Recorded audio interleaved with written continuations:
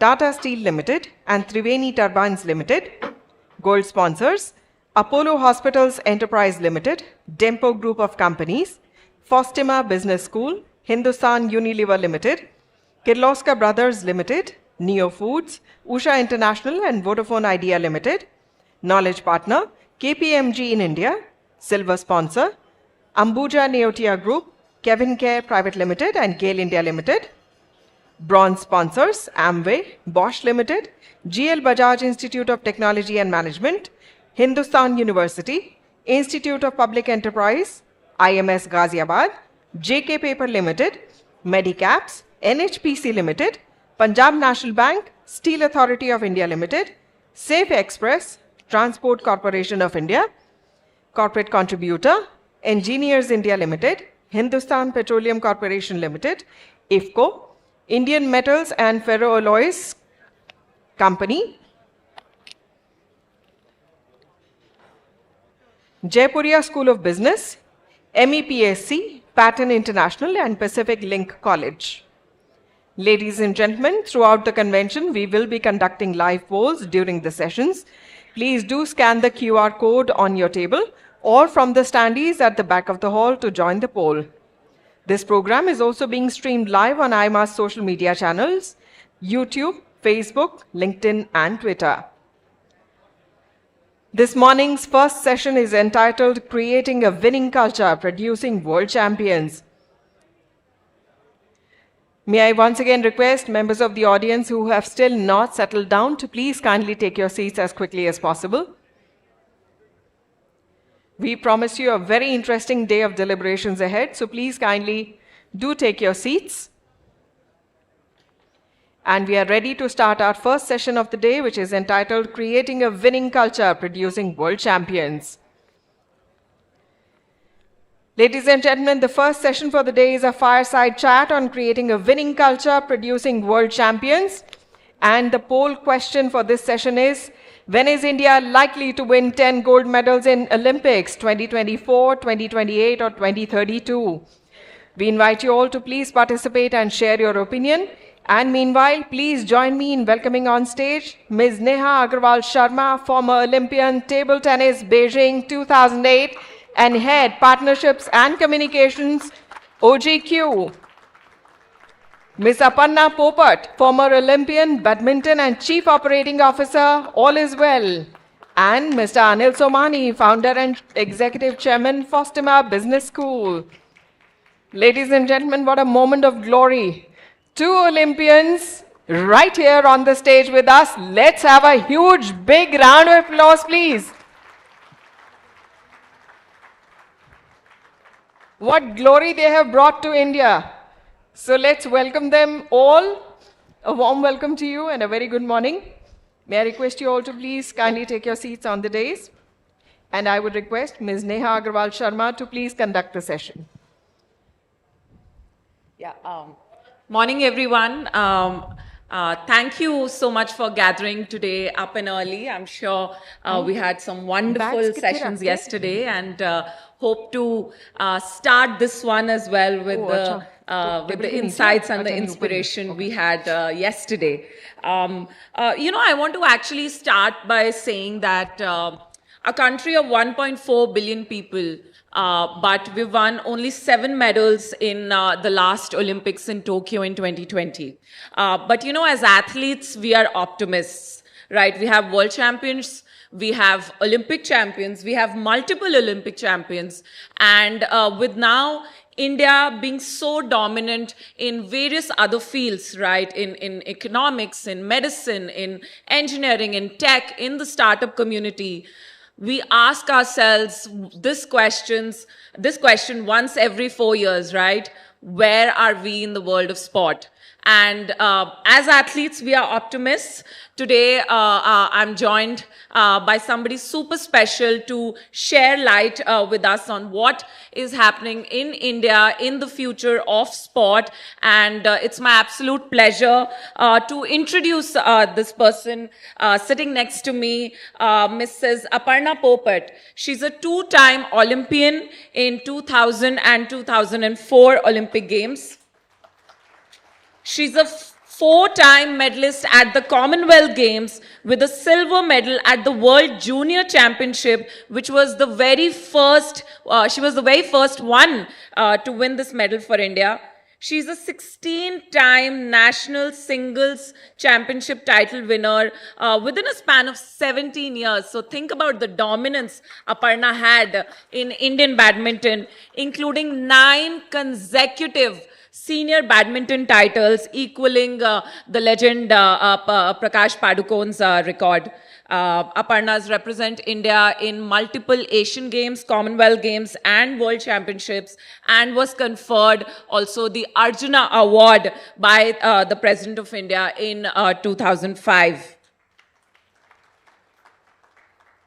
Post her illustrious playing career, Aparna has got a master's in business administration. She's also been the executive director of the Olympians Association of India, and now in a very, very interesting role as the chief operating officer of a tech startup called All Is Well.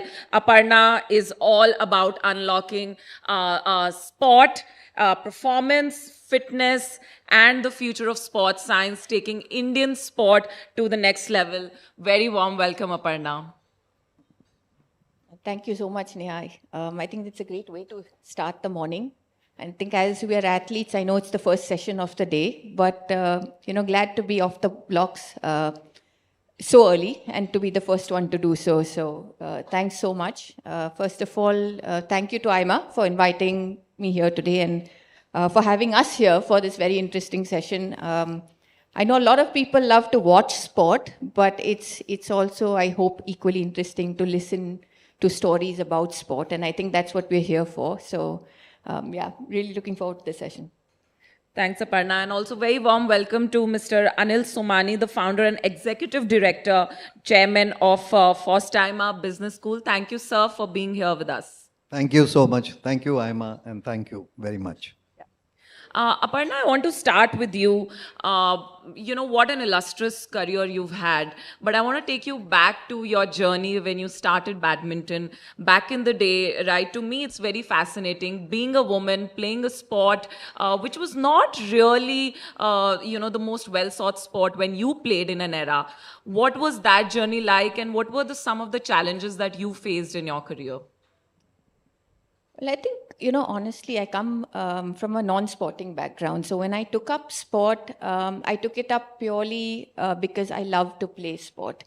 And, you say when you take up sport, you have aspirations to be an Olympian or to be world number one. It was nothing of the sort. I think I just wanted to play sport and play it with all my heart. So as a child, I used to play badminton 7 days a week and manage school accordingly and did really well at academics as well. So I think at that point in time, things were simple. It sort of gets complicated when you start competing and when you're perceived to be an elite sports person. And then that's where you realize the challenges that come along the way. I represented senior India from when I was 14 years old. So playing the Yuba Cup, being the youngest member at the age of 14, and then continued till my retirement at the age of 28.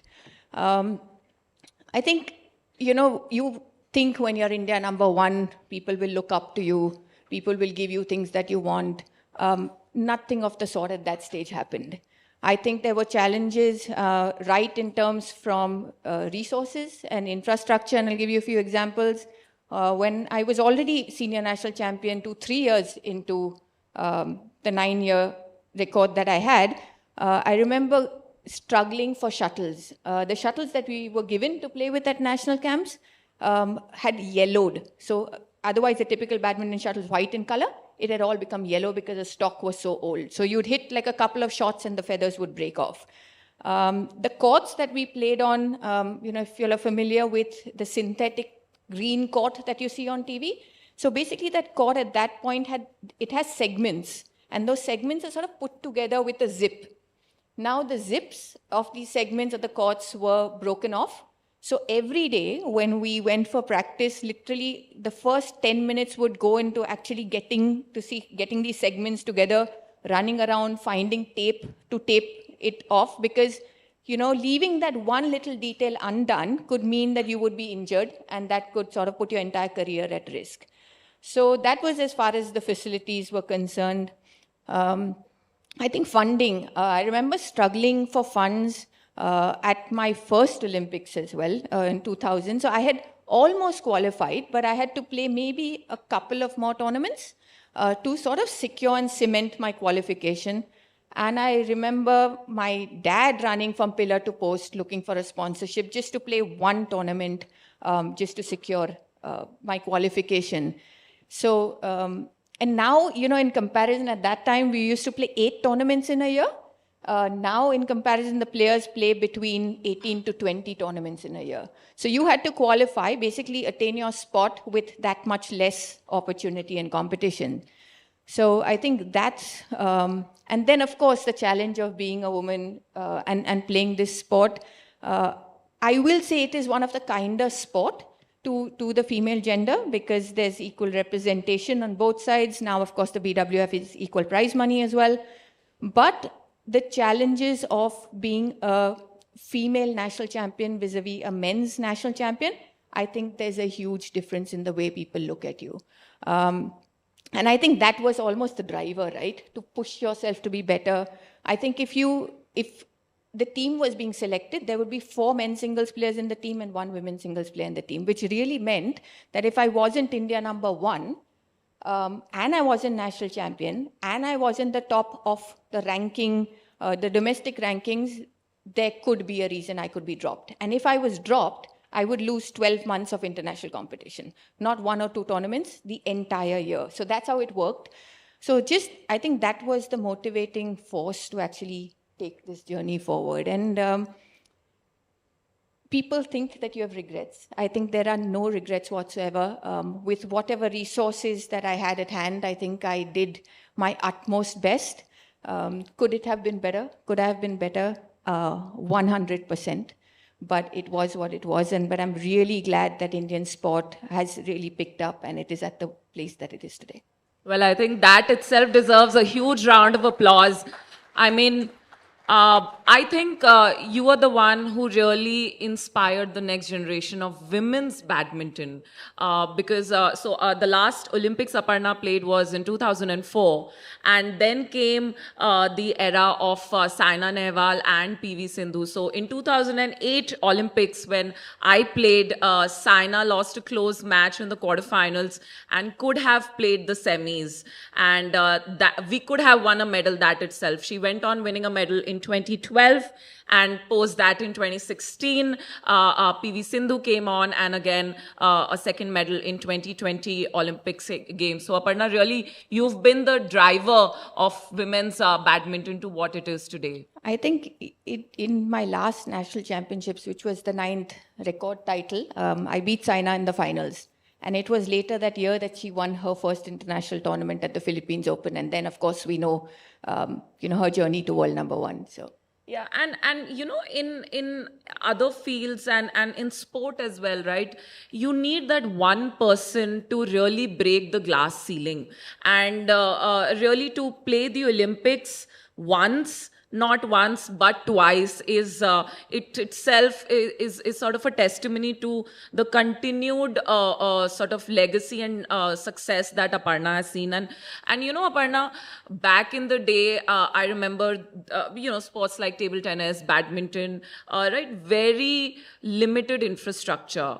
Today, you all will be happy to know there are about 7,000 badminton courts in Bangalore and similar number in Hyderabad. And I'm sure when you played, there were, 30, 40 badminton courts. So what's the change that you've seen in terms of infrastructure, in terms of the facilities now the athletes are getting, and how does that promote to the development of overall Indian sport? Interestingly, badminton is one of the sports in India that can really be a case study because so I stopped playing in 2006, and then the way I've seen the sport grow, it's tremendous, right? You've just given numbers of the badminton courts. You see there are so many tournaments happening, the participation, the interest, the awareness of the sport, the performances. If you talk about the World Championships in particular, India has medaled at every World Championships in badminton since 2011. So I think that is a sort of consistency. I think the last 3 Olympic Games we have medals through badminton. And what I'm really proud of is that all this has been done through an entirely homegrown system. We have not had foreign coaches. We have not had foreign expertise except in bits and pieces where it's been plugged in. But it has been done through a process and through teamwork. And hence we see performances over a period of time. So when you go on shows and when I do TV commentary, and when we talk about badminton, we say, okay, when we got our first World Championship medal, this is where badminton is, this is it. And then you see the next tournament, Olympics, you get a medal, saying this is the highest badminton can go. And then you look at the Thomas Cup, for example. I think a tournament that has not been given enough credit in India to understand, to sort of simplify it, it was the World Championship for men's team badminton. We are world champions in that sense. So I think coming from that, you see Satvik Chirag's performances today. You see, Shrikant and Saina have been world number 1. Sindhu is a world champion. So there's just like so many things to talk about. Also at the junior level, we have a lot of success. Our camps are going really well. There's money that's come into badminton, and I think that is the biggest validation, right? To know that your sport has achieved and reached a particular level. So, Sindhu, if you look at the Forbes list of top women sports persons in the world, Sindhu features on that list in the top 10. So I think it's just a validation of the fact that if it can be done in one sport, why can this process not be replicated in other sports as well? And, it's possible. I think the belief, as you said, you need maybe that one role model, that one icon to actually inspire not the next generation, but many generations after that.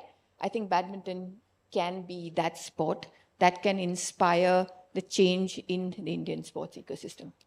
Yes, absolutely. And, for inspiring change, driving change, a lot has to do with overall culture of sport.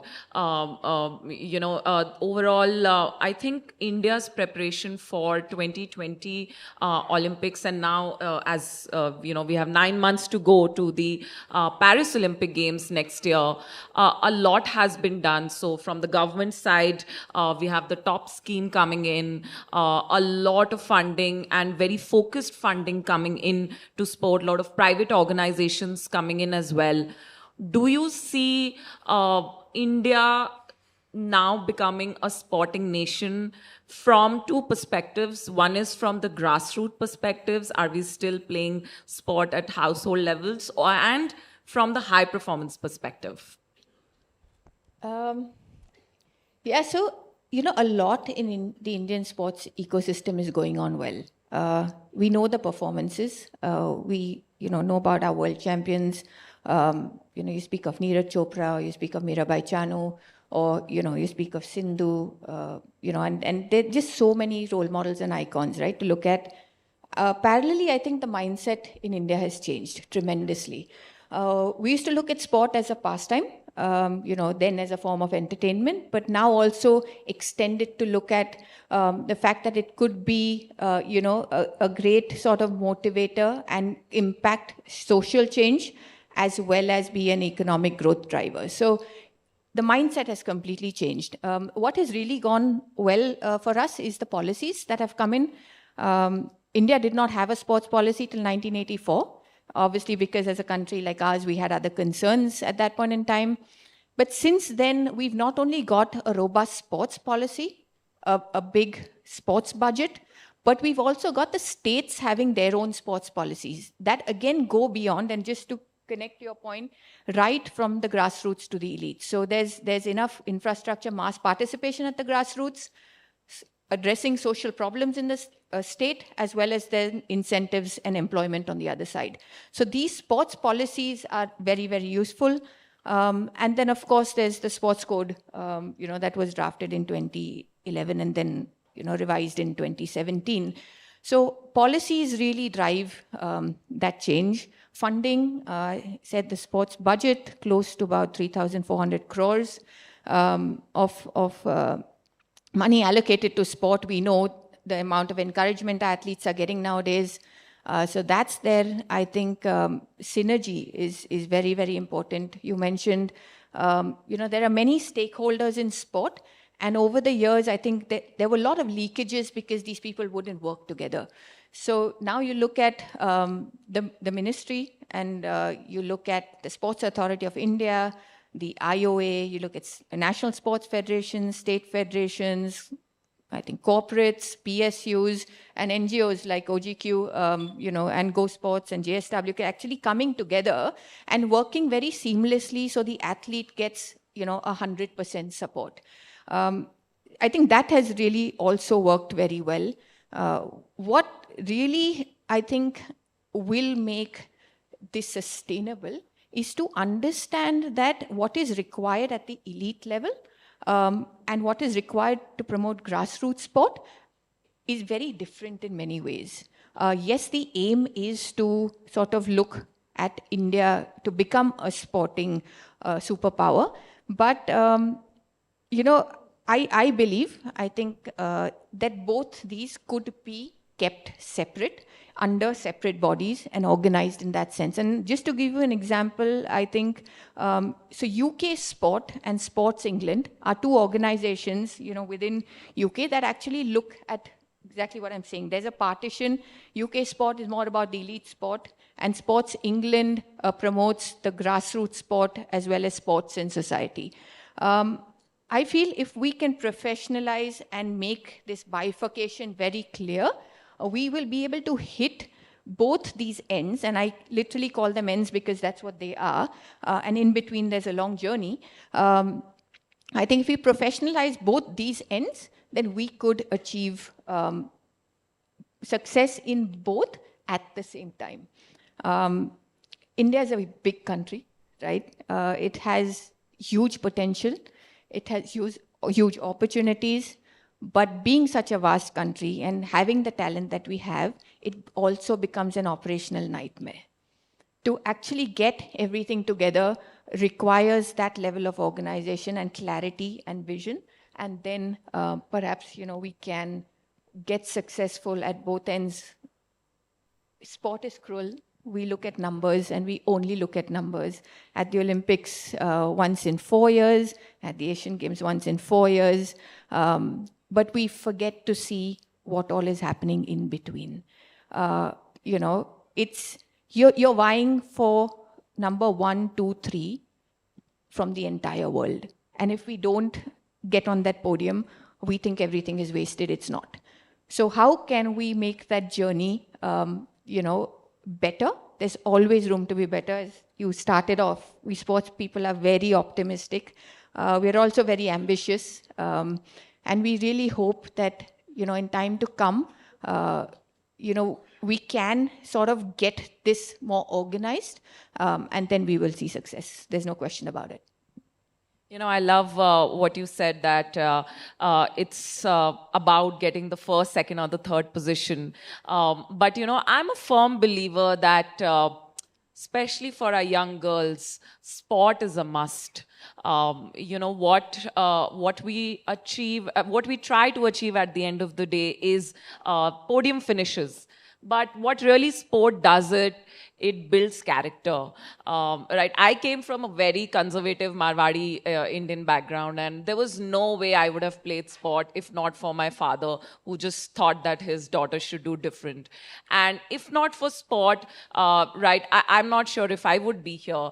And what it has really taught me is perseverance, discipline, confidence, right? The ability to handle success, but also to handle defeat, which something the four walls of classroom really does not teach. And I'm sure it would have been the same for you, Aparna. So your thoughts on, just why for a country like India, sport is essential for our kids, despite the fact that we are still struggling with, other bigger pressing problems like poverty, education, women's welfare, and those things.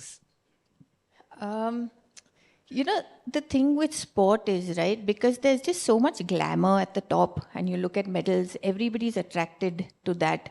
I'm sure you handle partnerships, so you understand a lot of people want to sponsor or support where there is a chance of getting that recognition. There's not enough support for the grassroots. And I think that is really because sport has no guaranteed ROIs, right? It's very uncertain. It's very uncertain. Yesterday we had conversations about, startups, and we were discussing, and you look at the journey of an entrepreneur. It's no different for a sports person. You start off with nothing. You try to build yourself up, and you don't know whether there would be success at the other end or not. And mind you, this is like almost a 10, 12, 15 year long journey, right? It's similar in that sense. Why is sport really important? You've mentioned what you can learn from sport, but going beyond that, it's also a great medium, and especially in today's day and age, to also de-stress. It's also a place where you can come and be together. I think have that community, to have that connect. And I know a lot of people who play sport come and say that my sporting buddies are my best buddies. Like I'm closest to them because you play on the same team, or you're running together, or you're sharing those experiences every morning. So I think it's more than just building an individual. It's about building a community. It can build societies. Very importantly, it can build great values. I think values is something that India is known for, is big on, and what better way to build these values than through a fun medium like sport. We look at the values of Olympism, which is friendship, excellence, and respect. This comes through sport, right? The resilience, as you mentioned, comes through sport. Can it be fun? Can we make it fun? Can we make the experience of sport very good? If the experience of sport is good, I think you're likely to play sport for a longer period of time, which is what you want, because as we age, health becomes a big concern. So can we play sport and then carry it through to the rest of our lives? But this, again, will only happen if there's enough investment at the grassroots level. Investment for infrastructure of safe playing spaces. Do we need top-class, top-notch stadiums all the time?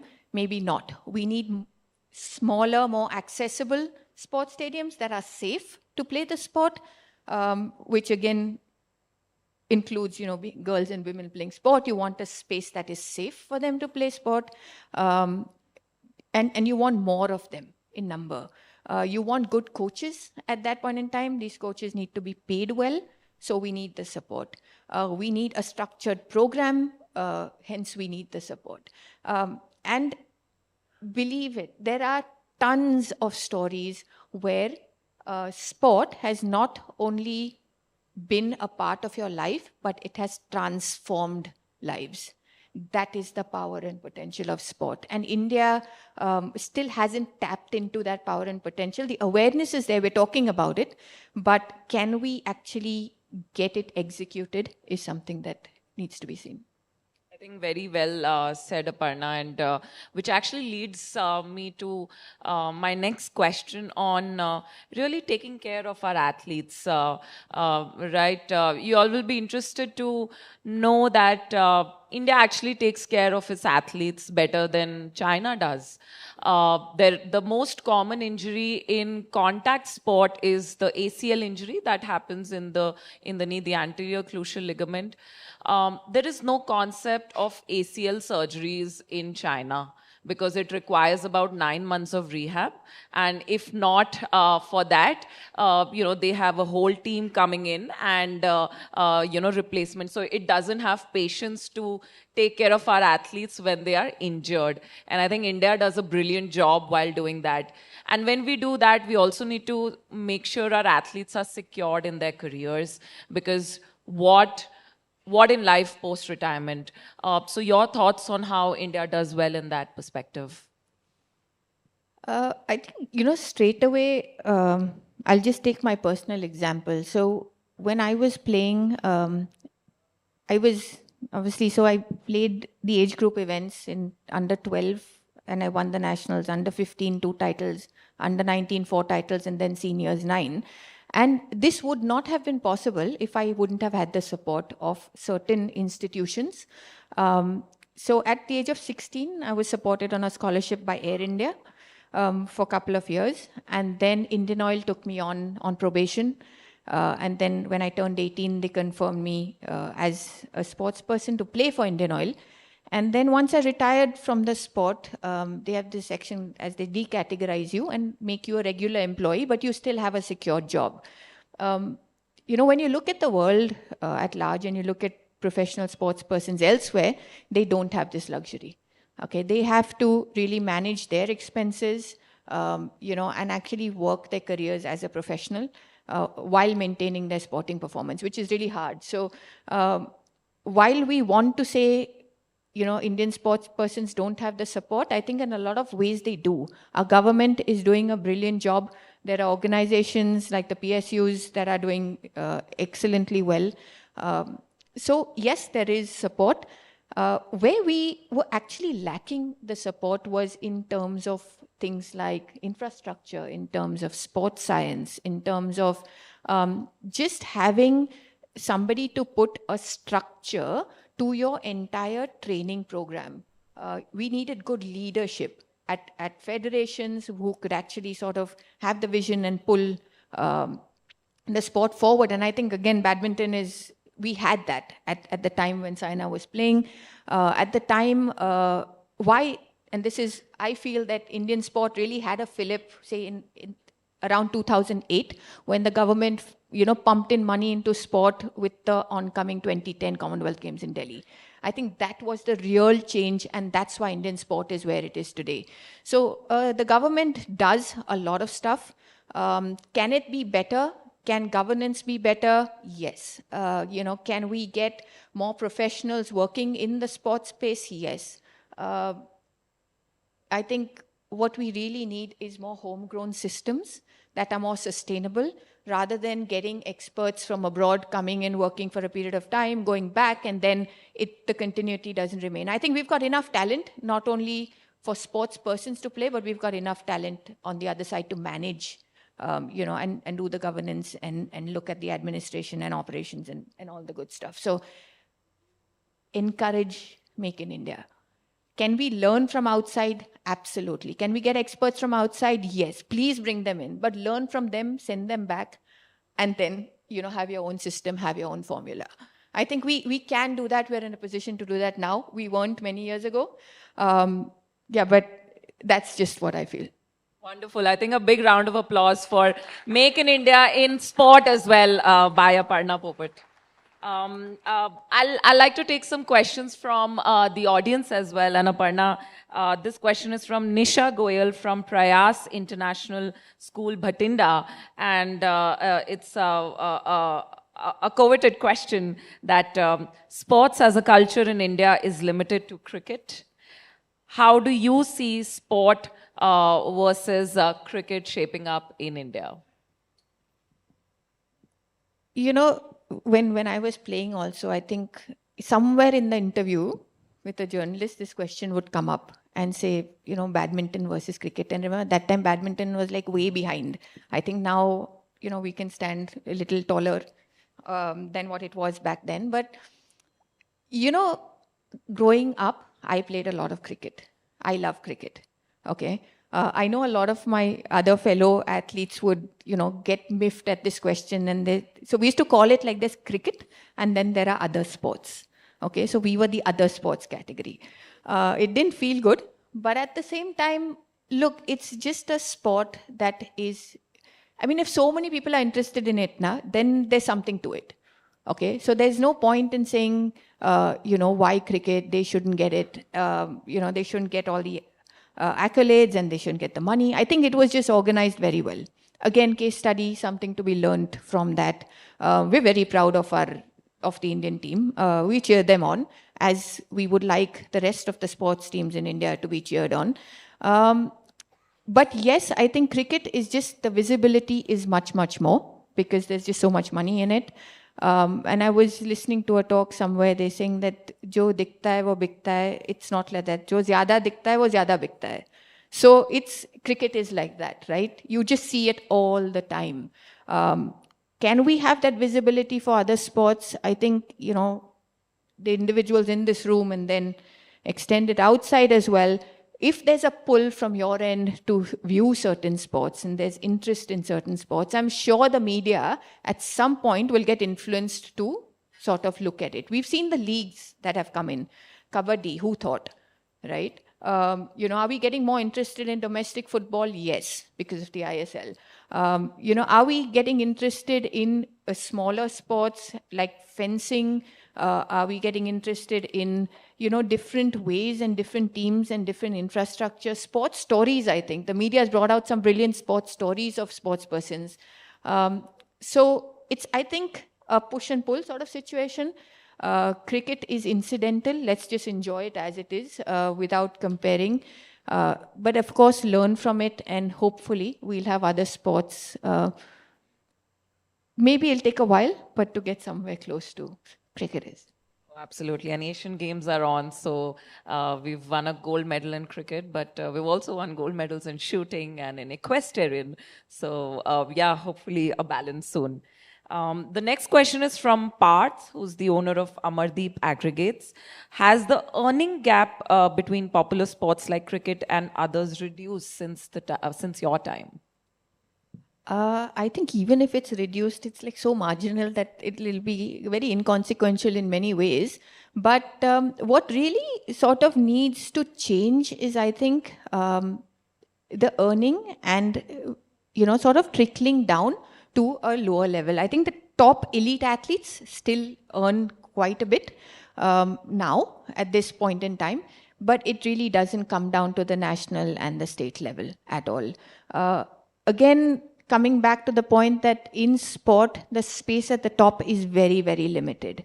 The work that goes in is pretty much the same. Whether you reach the district level, you reach the state level, you reach the national level, international level, the number of hours that are put into training pretty much stay the same, right? But the returns are not there. And I think that fundamentally needs to change, not in comparison to cricket, but in each sport. Otherwise we will see a lot of talent sort of go to waste just because of this problem. But it's good to see that badminton now has equal prize money. Only tennis is probably the other sport which has, so probably other sports should also learn from that, I think. Absolutely. Yeah. The next question is from Parag, RMA chairman. Can you please share what is All Is Well about? Okay, so All Is Well is a sports tech startup, and we have an app that through which we basically want to unlock sports performance in an integrated manner. Being an athlete, we realize to be at the top of your game, you have to have a good balance of your physical, mental fitness, as well as the nutrition in place. I think if any one of these sort of, are erratic, you won't get a consistent and optimal performance. So while there are a lot of other apps and a lot of other companies actually working towards health and fitness, but this is more tended towards sporting performance. Now, when you think of integrating sports science, you immediately think of sports science elite level. It's not so. I think there's a lot that sports science can contribute even at a recreational level, even at a level of kids who are starting off in the sport, as well as when you get into your sort of midlife phase where a sport becomes a way to actually maintain your health parameters. So through All Is Well, we're actually trying to get sports science access to the masses and democratize that. And we have some great experts who have trained Olympic champions and world champions on board with us, and with their help and with the teamwork and through the app, we're actually trying to hopefully help more people unlock sports performance. Well Thanks for sharing. Then all the very best for all is well. Thank you so much. The next question is from Deepak from Chandigarh Management Association. Why do government or associations support players when they attain the title of Olympians, Commonwealth Games winners, whereas players in the making need more financial support? So I'll put it this way, right? When an athlete becomes a champion and you support them for yourself, because by then they're taken care of. They have the resources, they have the backing of the government, and they have the funding. But when you support an athlete at the grassroots, you support the athlete in many ways. And I'm not saying this is the only way it is. There are obviously different cases, but this is just my opinion. There's a lot through the journey that is required, and there could be small things that if had happened on time, and you got, the resources when you wanted it, it could have greatly impacted your career. But at that point, you didn't get it, and you missed out. I think supporting an athlete is always special, no matter at any level. So I'm not going to say don't support an elite athlete. Of course you must. They're great role models. They're great icons for the youth. They carry, very strong messages that can influence society.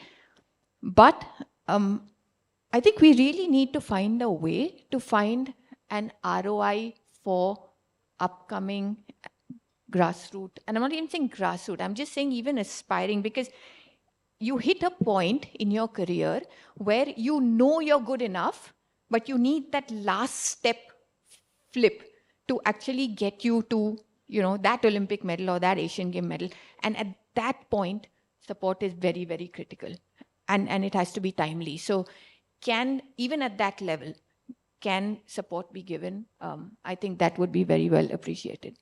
Yeah, and I also do think that now support is coming in at the grassroots level, especially from the government side, where the Khelo India scheme coming in, which is to support many grassroots academies with yearly scholarships and special, funding to take part in competition. So we do see changes happening at the grassroots level, right from the, the key stakeholders. No, absolutely. I think that's one. And also, I think public-private partnerships, right? And, we were actually, in fact, with OGQ also, right? We were talking about the NCOE, the National Center of Excellence in Rohtak. It's a boxing center. And there's a partnership between ELMS, OGQ, as well as SAI. So that's one partnership. I think the JSW Inspire Institute of Sports in Karnataka, again, a top-class training center. There are many corporates that have come together to make that institute sort of what it is. I think time has come where, as individuals, of course, and when I say individuals, individual corporations or individual corporates trying to do their bit. But I think we've reached that stage where can we collaborate to a common fund, and then can that fund in a very organized way sort of set up sports in the country in areas, where it's most needed. I'm a firm believer of you don't take talent to infra, you take infra where talent is. Okay, we've seen a lot of infra that's being built, and then talent for that particular sport is in another part of the country, and we find it very difficult to relocate that talent. So the infra and the talent doesn't get matched. Can we sort of do that? Can we get, while we're putting in funding, I think funding does not, it does not assure you success. Okay, infrastructure does not make champions. People make champions. Can we get the best coaches on board? Can we get the best support staff on board? I think these are the things that need to be organized. And if we can collaborate, like put it into a particular fund, into one singular fund, and then from that fund sort of get funds to sort of go into different spaces, I think that will help sport be organized better in the country. And thanks, Aparna. And I'll take one last question, which I'm sure everyone would like to know, is from Navendra Mahodaya, owner of NSOS Consulting, is that what can businessmen learn from sportsmen? My first answer would have been everything, but then that would be a bit pompous. I think there's a lot of things that you can learn through, different sectors and different spaces and different perspectives.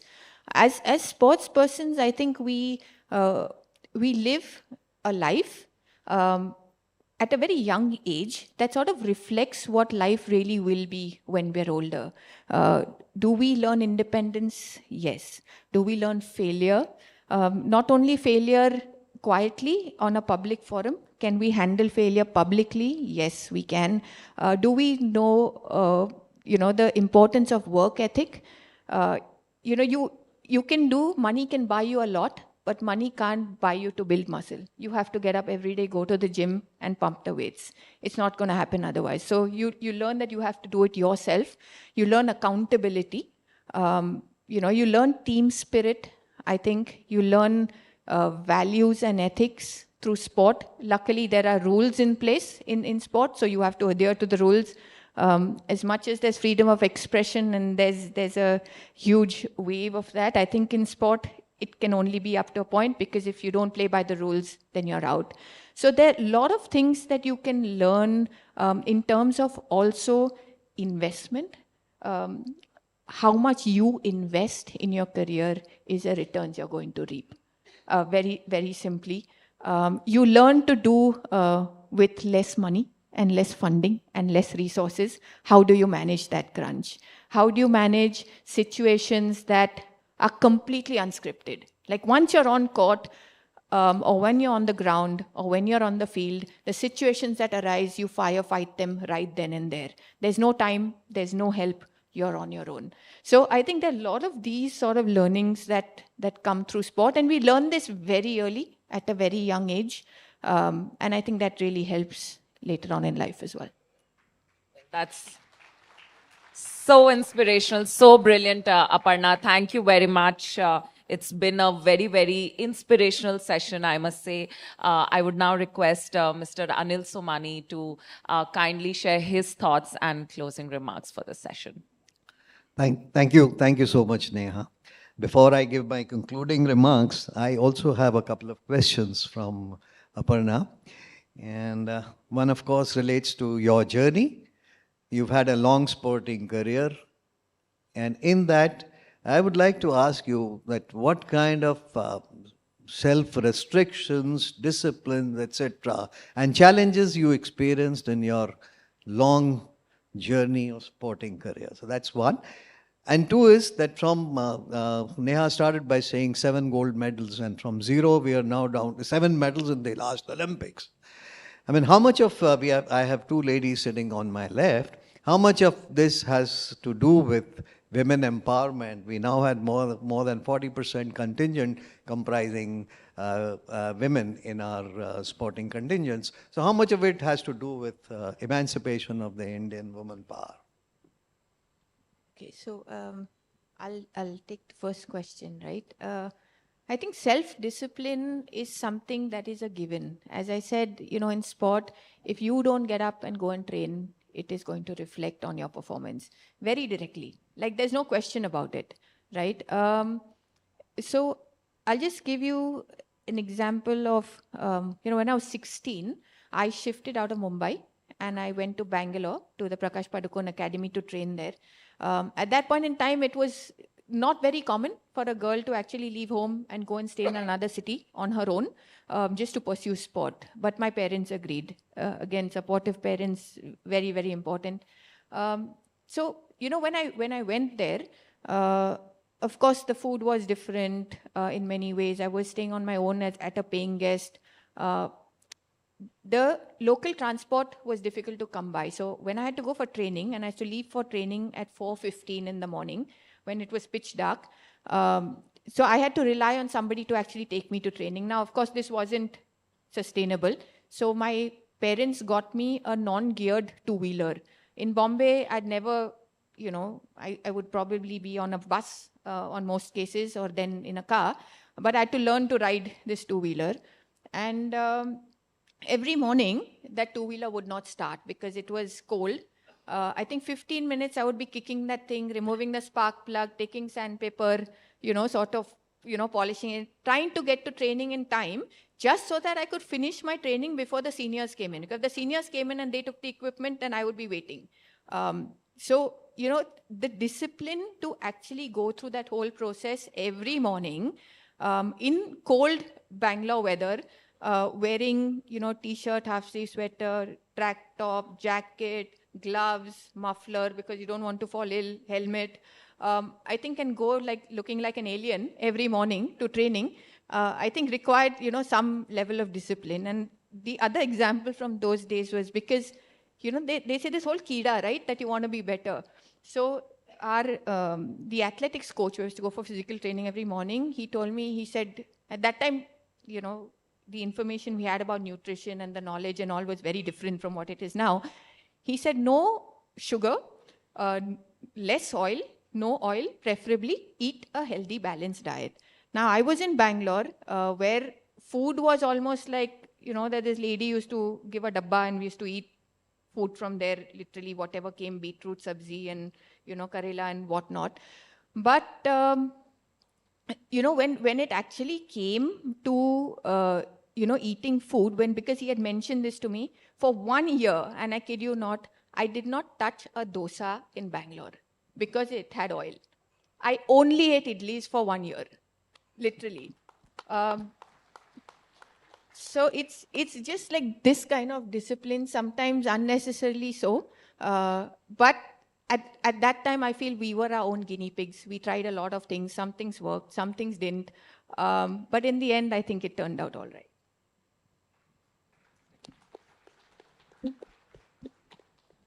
Thank you. Thank you so very much. Amazing journey, Aparna. And thank you, Neha, for getting us to this journey. I'll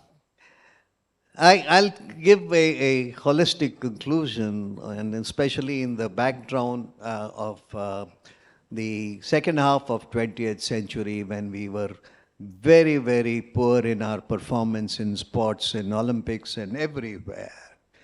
And I think this had a lot to do with our mental makeup, our aggressiveness, our confidence levels, because of the 500 plus years of subservience that as a country, India had gone through, our climatic conditions, as also our genetic makeup. So all these things had a lot of negative effect in our performance in sports. And at that time, for somebody like Aparna and Neha to come out, and especially I talked of women not being allowed, permitted to go out and take part in sports. So amazing, and it's really been very amazing. But then in the last couple of decades, all that has changed. We are now the 5th largest economy. And as has been said, that a lot of money is being pumped into sports at the grassroots level as also at the top, both by private organizations, by the government, as CSR activity also by companies, and many academies have also come up, especially by sporting legends. And in badminton, we have the Prakash Padukone and Pullela Gopichan academies who are churning out champions almost year after year. A sporting ecosystem is definitely developing in India, and significantly it has developed. But then if we see the size of our population and the expanse of our country, a lot more needs to be done. Well, yes, we are actually having a lot of sporting leagues, the cricket league, the football league, and also badminton, kabaddi leagues, etc. But then opportunities need to be created along with the infrastructure. Like has been said, sports is not being seen as a lucrative career for masses as a whole. I run a B school. I know that many B schools thought of and started sporting management as a career, but because of lack of placement opportunities, they are facing challenges, and even considering, a couple of them are considering closing them down. So therefore, having said this, I think a lot more needs to be done.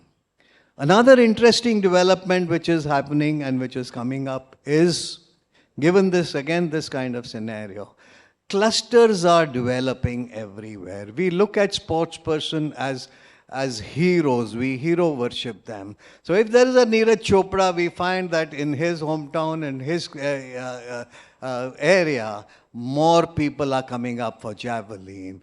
Haryana is actually become an ecosystem center for wrestling. Odisha for hockey, an amazing work being done by the Odisha government to rope in Adivasis and the economic backwards people into hockey as a sport. For them, they get this kind of training, the opportunities, their aspirations are not very high, and they are performing very well at international level. There is resurgence of Indian hockey in these last couple of years. Similarly, chess in Chennai, badminton in Bangalore. So these clusters are developing, and these clusters have to multiply in years to come, so that Indian sport from 7 to 70 and many more gold medals and podium finishes we see in the years to come. Thank you very much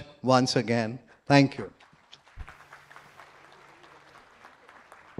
Thank you, sir, for concluding that session. Thank you, Ms. Neha Aggarwal Sharma and Ms. Aparna Popat. And may I now request Mr. Shiv Siddhant Kaul to kindly join us on stage. Mr. Shiv Siddhant Kaul is Council Member AIMA. May I request you to please join us on stage to present the mementos to the speakers of this session.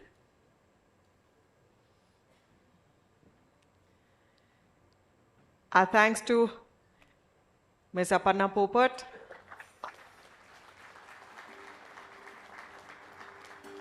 thank you, Ms. Neha Aggarwal Sharma.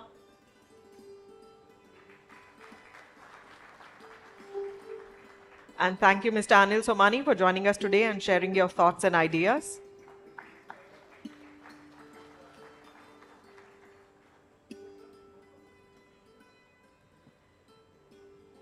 With that, ladies and gentlemen, we come to the end of this session.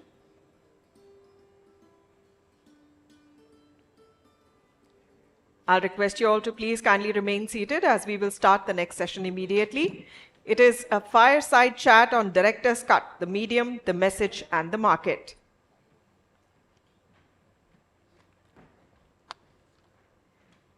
And ladies and gentlemen, the poll question for this session is pocket cinema the future of Indian movie industry? Your choices are yes, no, can't say. We invite you all to please participate and share your opinion with us.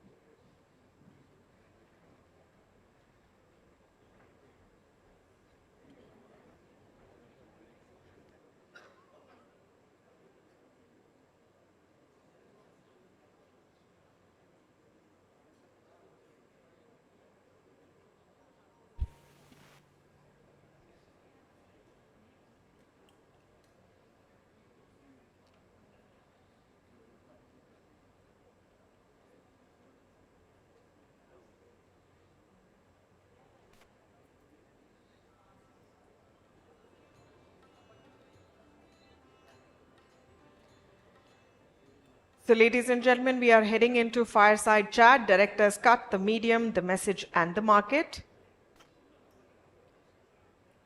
Please kindly remain seated. We are starting with the next session immediately.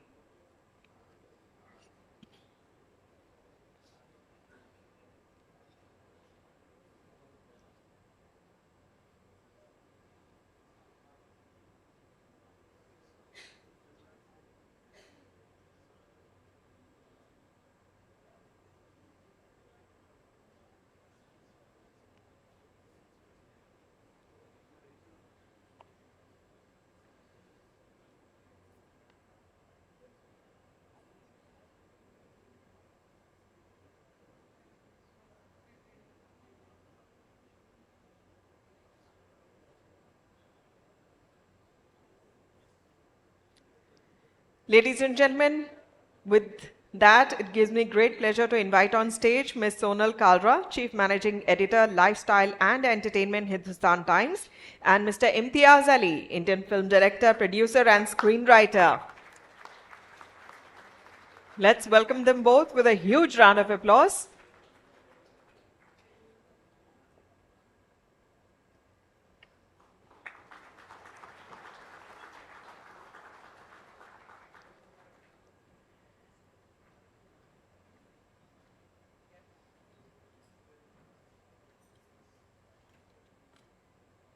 A very warm welcome to you both onto the stage. I'll request Ms. Kalra to conduct the session. Good morning. My name is Sonal Kalra, and I'm really happy to see smiling faces in the audience at this convention because by the sheer fact that I interview people from cinema automatically ensures that my session has happy faces more than a lot of other subjects. So one feels lucky. I'm really delighted and honored, I would say, to have somebody here with me who, if I were to, as a filmmaker, ask you to choose or pick your favorite amongst his work, I can guarantee that this house will be as divided as it possibly can be, because some of you would love Jab We Met, some of you would love Rockstar, some of you would swear by Highway, some of you would just not know which one to pick because his work has been cult. If there's one director with whom we can associate the word cult, that's him. But apart from being one of the finest filmmakers in our Hindi cinema, he's also one of the finest human beings that you'd come across. And you'd see all of that in the session as we go on. I'd urge you all to give a big round of applause to Imtiaz Ali. Thank you. Thank you, Imtiaz, for doing this for us. I must tell you that he's quite a recluse. I've done several sessions with him, but it's really difficult to get him to attend. But I've realized that whenever there's a session in Delhi, there is a little bit of soft corner that he has, considering the fact that he's from Hindu college here. He started the theatrical group Ibtida. You started the drama society. So, kya hai aisa Delhi mein that kind of draws you to Delhi? The fact is that when I was in Delhi, I didn't like it at all. And I found it much too aggressive and coarse. That's just a subject of the kind of people I was hanging with. None of you elegant gentlemen and ladies were in my company at that point of time, I feel. But I had very strong views about Delhi. And I think Delhi also takes a little time to start showing its grace and beauty to you. And that's what has happened. After leaving Delhi, I have been a fan. I've, for every opportunity, tried to come back over here. I find the city very cinematic. So almost all my movies are based out of Delhi and almost none out of Bombay. And maybe nostalgia is also something that I personally love a lot. And you're clearly making up for not liking Delhi around the time that you were here. Well, I must tell you that this audience has people from a lot of cities apart from Delhi, and everyone's, very eager to hear from you on the subject of the session today, which is the director, the medium, the market. And I'd straight away dive into that. Do you think the market has kind of overshadowed the medium, and do you think the medium and the market have overshadowed the creativity of the director in any which way? I have a point of view on this. And it has actually recently occurred to me that it is perhaps the medium that is changing to the need of the filmmaker or of the storyteller, so to speak. I feel that there was a time when, for instance, a personal example, I thought of a certain story and I tried to make it as a feature film because that's the only thing that was going at that point of time. I was making feature films. But that story seemed to have the need of a longer duration.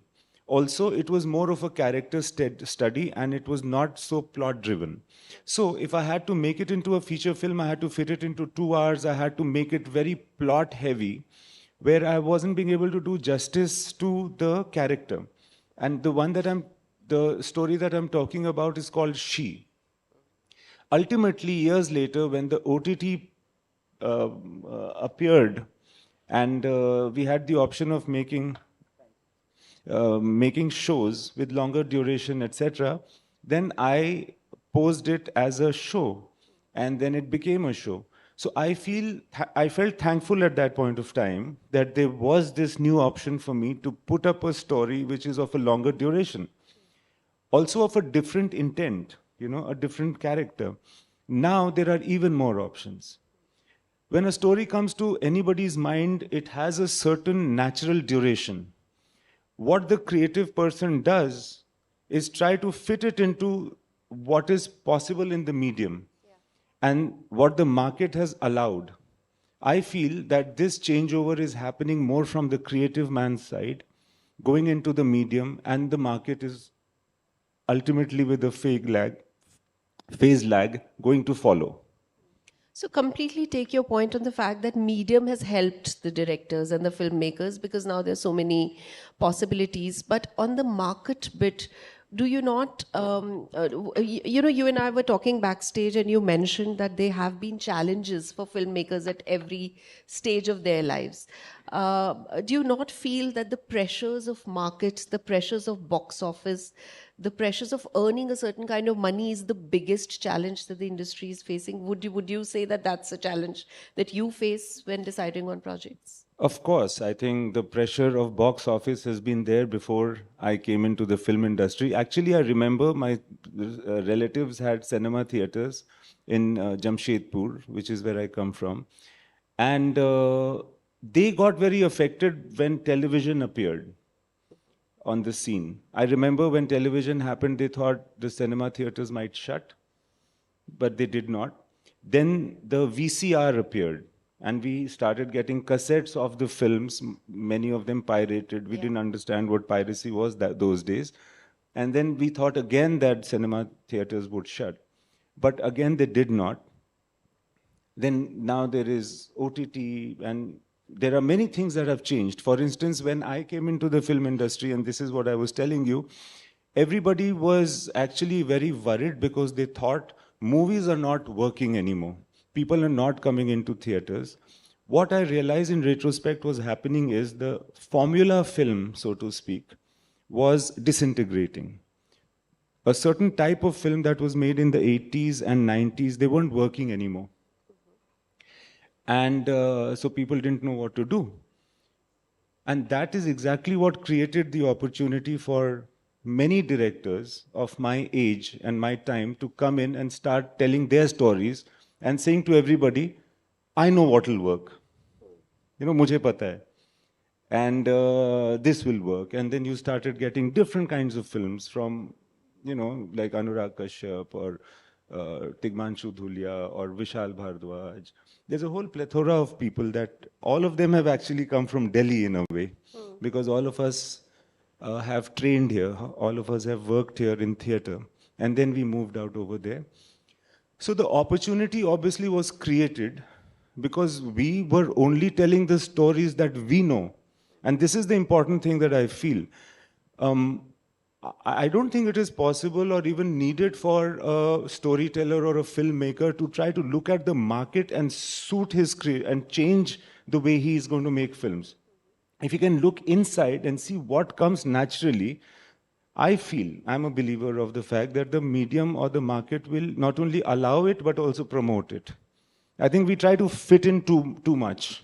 Yeah, but Imtiaz, a storyteller in your scheme of things is supreme, the story that they have to tell. But how it happens is that in each era, the genres, one or the other genre would rule. So for instance, now everyone, after the success of, let's say, Pathan, Jawan, because Bollywood was going through such a tough time recently, is now saying that larger than life action films will rule.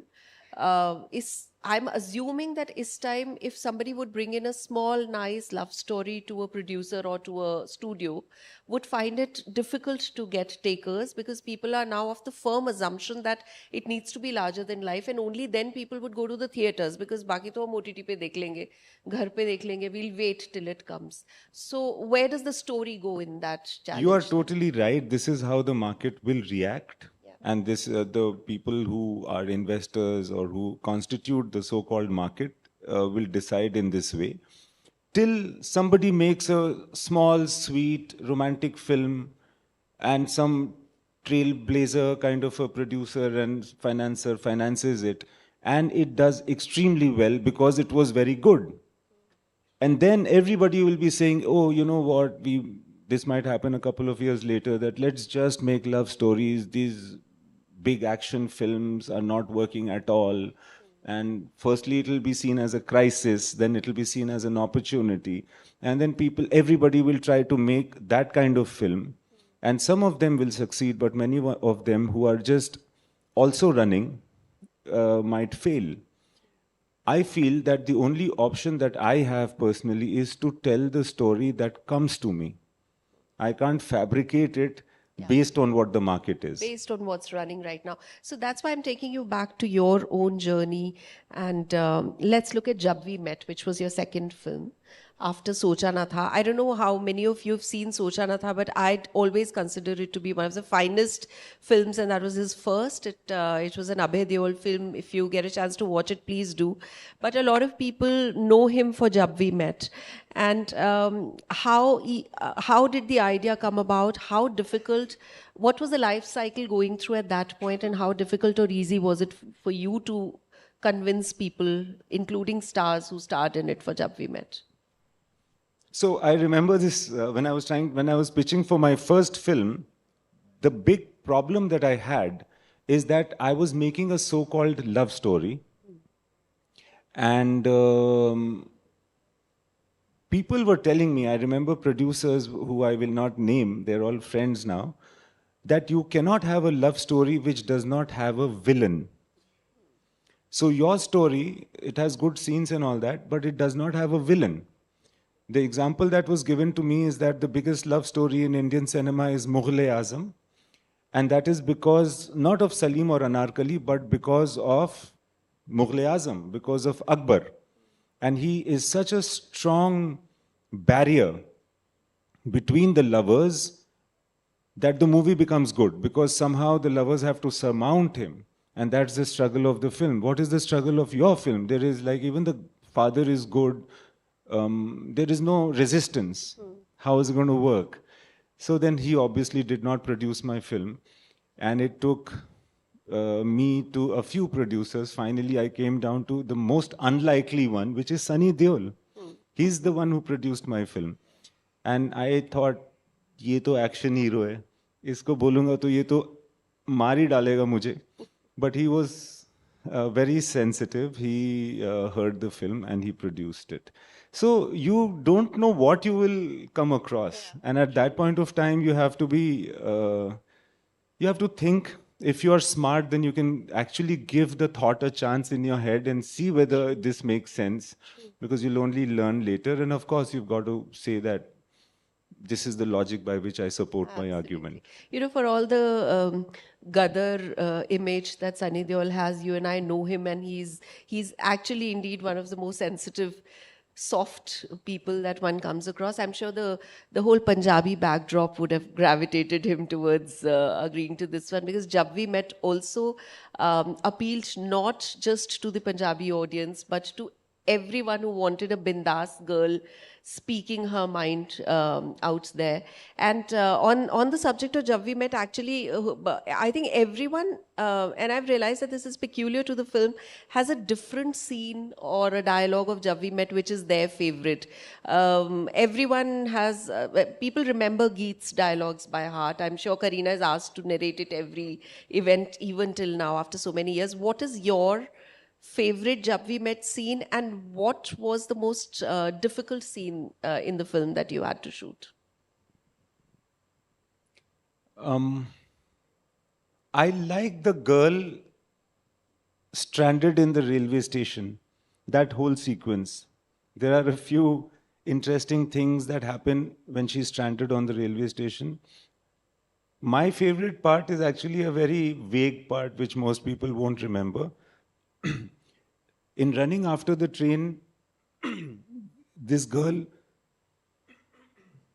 she collides against a woman who's carrying tomatoes.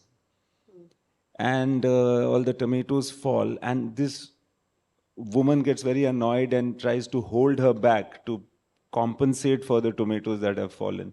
That is a very small and a transient interaction, but somehow I keep thinking about it again and again, and I find that very funny and interesting. Also because it was a ploy, because finally the logic of the train was only going at a certain speed, you know, and it is conceivable that the girl would run and catch it. So then I had to put up a mechanism over there for her to not be able to get it until the train picks up speed. Because when you're shooting with a train, it's a huge thing, you know. And then you've got to say action at the right time when the train is at the right speed so that the girl just about misses it. If it becomes easy, then she'll just climb, you know. So I had this ploy invented for that this woman will come, I gave her dialogue, etc., that you kind of hug onto her, stop her, and that is what impedes her. So yeah, I like that scene. It's only you would have thought logical in this direction, because it comes easiest to the filmmakers to say, in the name of creative liberty, let's just put the train speed as whatever it is that we'd like it to be. And adjust it to the girls. No, there was another challenge there because Kareena said that I've never been on a train before. Wow. So when she came on the train, she was very happy. She says, this is the first time I'm climbing on a train. And then I said, but she said, you know, we'll manage to cheat the shoot of me getting on the train and getting off the train, right? Because I'm mortally scared of getting off a running train or climbing a running train. And she already knew that there are many sequences, but she thought there'll be some way to cheat it cinematically. So I said, no, actually it'll be very nice if you just climb a running train. And she says, I cannot do it. It's not possible for me. So I was also dealing with that when this was happening. But what happened at the end of it is that she also is a kind of artist that, well, in the take, she doesn't remember her fears. Many artists have this. Ranbir has this. That many actors have this. In the take, in the passion of the moment, in the truth of performance, they forget their fears. So she got onto the train 1,000,000 times then, and she got off the running train 1,000,000 times. You know, which also brings me to the point that you've, Imtiaz, worked with some of the finest actors and the biggest, if I may say so, in terms of their star power. You worked with Alia, and very strong women characters. So if one would look at Highway and so in terms of dealing with them, and in terms of the perception that people have of established stars, and especially those who are from the film industry, so they know how things work. They're not too keen to go that extra mile to experiment and listen to the director. Who's been the director's actor all through, out of the actors that you worked with? I have had an incredible time with all actors, Sonal, each one of them. I love actors. I think actors are very innocent. I feel they are very expressive, and all of them are at some level shy. I think actors are wonderful people. And out of all of the actors that I've worked with, I know them only as individuals. I feel that, you know, I've worked with Shah Rukh Khan, I've worked with Abhay Deol, I've worked with Alia and Ranbir and Deepika, and all of them are just individuals. They have their merits, they have their challenges, and they work very, very hard. What people don't understand is that actors work very hard. They have to get up earlier than the unit because they have to do their hair and makeup, and clothes have to change, and they have to look fresh, they have to look good.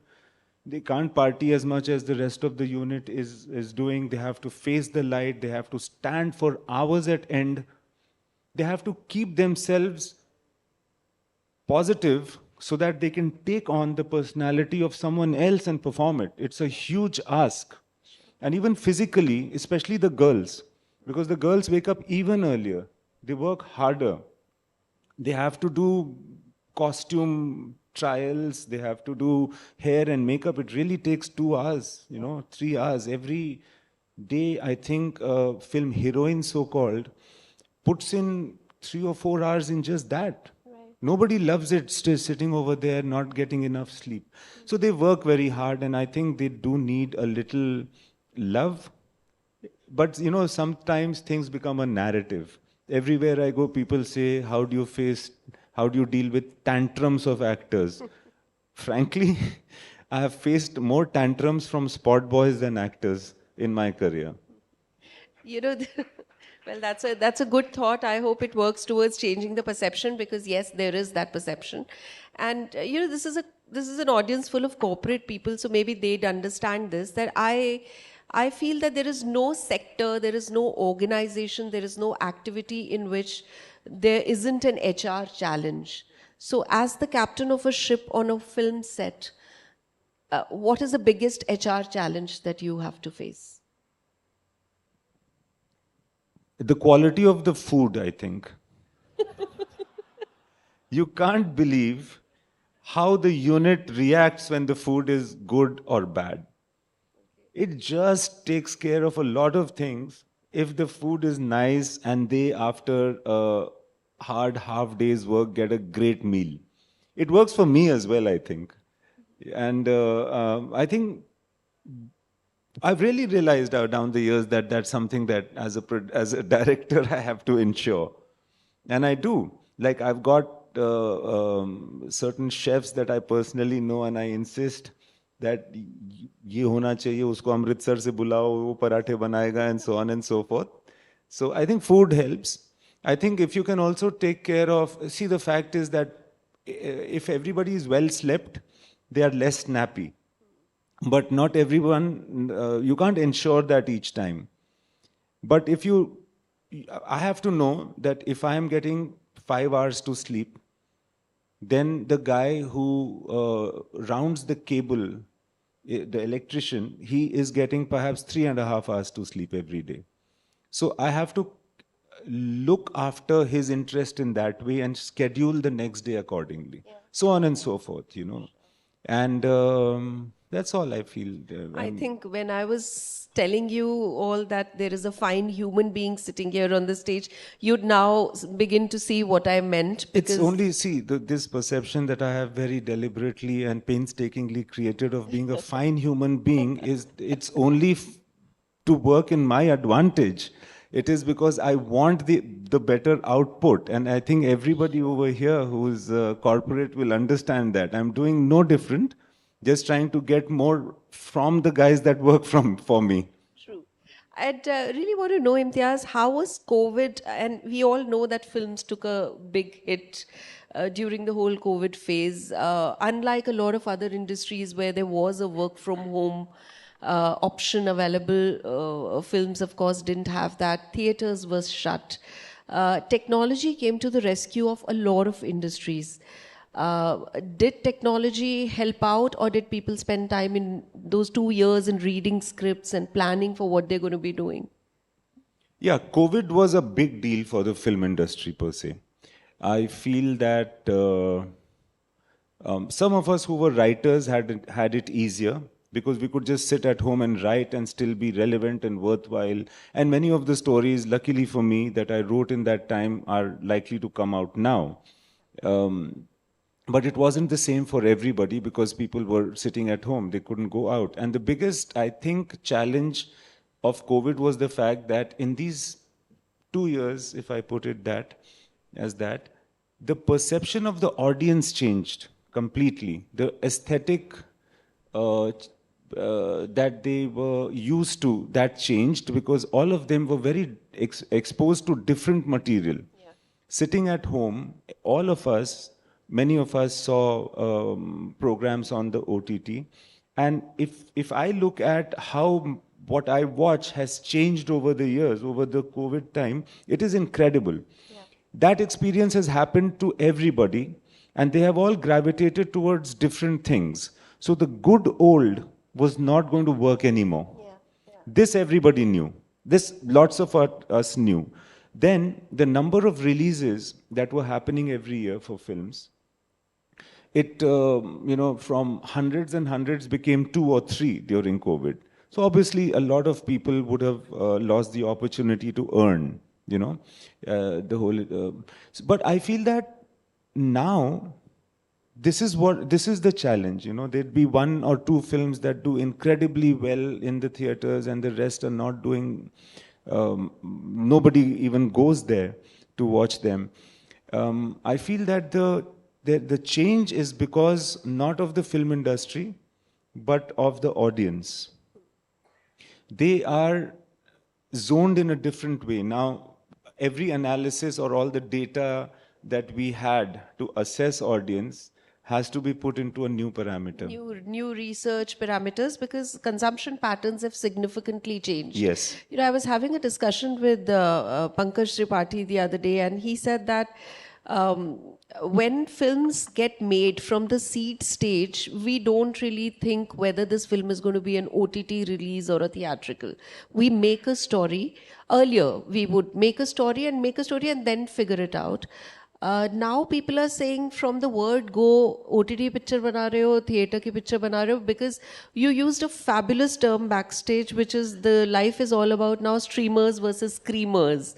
So when is it that streamers decide that this is a streamer one and not a screamer one from the theaters? Yeah, I think it tends to happen early now. But also part of it is financial, you look at the budget, you look at what it's going to take. And OTT is also a guarantee to the filmmaker that a certain amount of money is going to come back. At a time where such guarantees are difficult to come by theatrically. But if I have to make a movie and I'm a director and a producer, I have to speak to the distributors. Now, the distributors, if they are insecure or they are a bit shaken up, then, so if I'm a pure producer or a finance person, I will go back to the OTT and say that I am not getting any guarantee from the distributors that will release the films in theaters, so can you buy the film? After having some sort of an experience in this trade, I will look at the director and writer and then say that, oh, this film, I don't think I can sell it to the distributing community and get a price for it, or I don't think I can put up the money and take the risk in theaters, so therefore, I will take it to an OTT. So he might directly say that, okay, in the composition of the film that you are offering, I will take it to an OTT. So that decision actually is made and should be made by the person that is doing the business. And unfortunately, a lot of people while writing are already thinking that it should be OTT, etc. It is not their call, because that's not the strong suit that a writer has. A writer is a good writer, he should write. Right. And there will be people in the business that can help decide where it goes. You've beautifully explained it from the side of the business decision makers. I'm going to just ask you from the side of the audience. So if I have to go for a theatrical experience with, let's say, a family of 4, where every ticket is going to cost me $500, and a popcorn is going to cost me 500 rupees, and a cold drink is going to cost me as much. The entire experience runs into a few thousands. Why will people then not say that I'll wait for 3-4 weeks and watch it on OTT? And how would a filmmaker who's made a film for a larger screen feel about that? And what is it that they are doing to sort of try and bridge this gap with the theater owners? Well, it's true. Anybody would think like that, and they do. And we have to understand, I don't think there are easy lessons here. What I understand is that if I were to go to watch a movie, it has to be something special, something promising, something which I individually cannot leave. And I can't wait, I want to watch it now. There has to be some reason for it. Now, how the data of each person's preference is tabulated and how it can be calculated, I hope that there is a very scientific process to do this. But I think it will be like it usually happens by a hit and misses kind of a process, that we'll find that this kind of movie is working, and so therefore that kind of movie will also work. But how can this experience be special, even to a small section of people? Sonal, what can happen is that every movie does not have to be released in the number of screens that Jawan was released in. I can have a small release, but still, to make the effort of going to the theater, even if I don't buy popcorn, there's an effort to go. And after COVID, people don't take the effort if something is not special. So one has to think of how to really make it very special, even to a small audience. Two of the, I would say, negative forces that hit Hindi cinema in the past couple of years is one, that whole decision that we will, even prior to a film coming, that we will not go watch a film. And I'm not talking about any particular film. I'm talking about the overall cancel culture. And that's one. And the second, which is in particular to Hindi cinema, is the fact that Bollywood ऐसे ही फिल्में बना रहा है, now South is the big thing and South is going to come and rule, etc. How do you perceive both these points as a filmmaker who's worked in Hindi cinema and who's gone through this whole ring? No, I feel that when we say South, there are many film industries there, and some of them and some styles are doing extremely well, and there is much that we can import from them, and we do. I feel that, for instance, Jawan is very influenced by and participated in by a lot of people from the South. And I think one has to learn from the other. That's what I think the Hindi film industry has to do. And it's good that some movies doing well. Like if South films do well, so to speak, people in Bombay usually feel also encouraged by it. Yes. That something is working, and then, we can also make things work. So I think South films working well is very good. The other thing is that not all films in South are working in the South. Yeah. See, it's like saying, पुराने ज़माने के गाने कितने अच्छे होते थे, and now the songs are not melodious. We have not heard the unmelodious songs of the 1940s, no, because they haven't survived. Yeah. So many of the films in the South also don't survive and travel to the North. We haven't seen them. So we've seen the good ones, and it's like they used to believe that Bombay films are so good because our trash never went there back in the day. So all of us have ups and downs. As far as the cancel culture is concerned, I feel that, social media throws up these big weapons which people can grab and do a lot of things with. And then comes the solution of how to work with it, etc., etc. But it's democratic power, so you've got to figure out ways of dealing with it on an individual basis.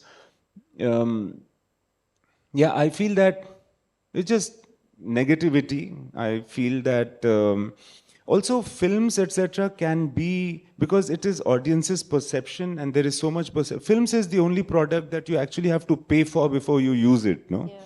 So you've got to, it's easy. It's easy to harm the prospects for film, I feel, which is why all filmmakers are very nervous during the release time. Because anything can set a certain perception, etc. And that also kind of manifests into a lot of different experiments with promotional activities. So now you see a trailer, a teaser of a trailer, a teaser of a teaser, a teaser of a teaser of a teaser coming. Yeah. And that also shows how people want good buzz on social media. But does social media actually translate the positivity of it? Does it translate on ticket sales? Does the negativity of it translate into lack of ticket sales? Well, the correlation is not direct. And the good thing about social media is that if there is any kind of a culture that comes in, people understand it ultimately, and soon enough. Yeah. Actually, what saves us each time is the people. You know, the audience smartens up. They realize that, oh, उस producer ने लगता है बहुत पैसे खर्चा किए हैं. उसकी picture नहीं देखनी. This might be a better film, so I'll go for it because I'm liking the material that I see. I'm liking the trailer or the promo, or etc., etc. So I'm sorry, this just strikes me that even the cancel culture, so to speak, people know it. See, you and I are talking about it here. People watch this. People know that there is something called this. So let's not go by that. Let's still go and watch the movie that I want to watch. So again, we come down to the intelligence of the audience, which I think a lot of people take for granted, but people are very intelligent. They are the only saviors. Totally. Before we go on to the audience questions, Imtiaz, I just wanted to ask you about how artificial intelligence has intervened practically every sector again. And there is a lot of talk happening around how when it enters and intervenes into cinema, it could go either way. There are musicians are very worried, and you're very closely related to music in your films. Musicians are worried that AI would come and take over voices, and people have, in fact, artists have started copywriting and securing their rights against AI. How do you see the AI intervention in the art of filmmaking, and do you think it's again a double-edged sword? I think it will change a lot of things. Right now, it seems like a big challenge and a big bother for all of us. It hasn't hit the Indian film industry in a very negative way as yet. All of us are wondering what that will do. It will do something. It will change a lot of things. And then there will be also ways of circumventing that. But I am a believer that the basic creativity, the basic story, the seed has to still be human. And aesthetics will still have to be human. Because the human being, again the audience, will start seeing what is AI generated and what is human organic generated soon enough. Like all of us 2 years back were getting impressed by artificial intelligence at a very base level. Now we don't get impressed. Now we know that this whole army that is coming behind this emperor is fake people. So things like that. True. I've been told that we are running out of time, so I'll very quickly take just last three questions from the audience. One of which is from Deepak Dhingra from Chandigarh, and he says, Jab We Met got the Best Dialogue Award in Filmfare and AIFA. Which of the film's dialogues is your favorite? And in fact, if I could add to it, if you could just recite a dialogue of your I don't remember the dialogue, but I think the audience, a lot of people, especially women, have liked this line, कि मैं अपनी favorite हूँ, that I am my own favorite. I think a lot of people have liked that. I like that, देखो किस किस कोने में घुस गए मेरे टमाटर, from the sequence I was talking about earlier. Yeah, so I'd say मैं अपनी favorite हूँ is something that people have loved. Is your favorite too. Neetu has asked a question saying that your movie Laila Majnu didn't do as well as the rest of them. Was it because you didn't take an established actor? Do you think an established actor would have turned the film around? Could be. Firstly, this movie actually is directed by Sajid Ali, my younger brother. And yes, a lot of people have loved it. It didn't do too well in the theaters when it came. There could be multiple reasons. I believe that having an established actor also would have made a difference, but you can't be sure about these things, you know. And we are actually extremely happy that we are getting unexpected response and love for Laila Majnu now. 40 times you saw Laila Majnu. Very amazing. Nice. You know, I wrote that scene.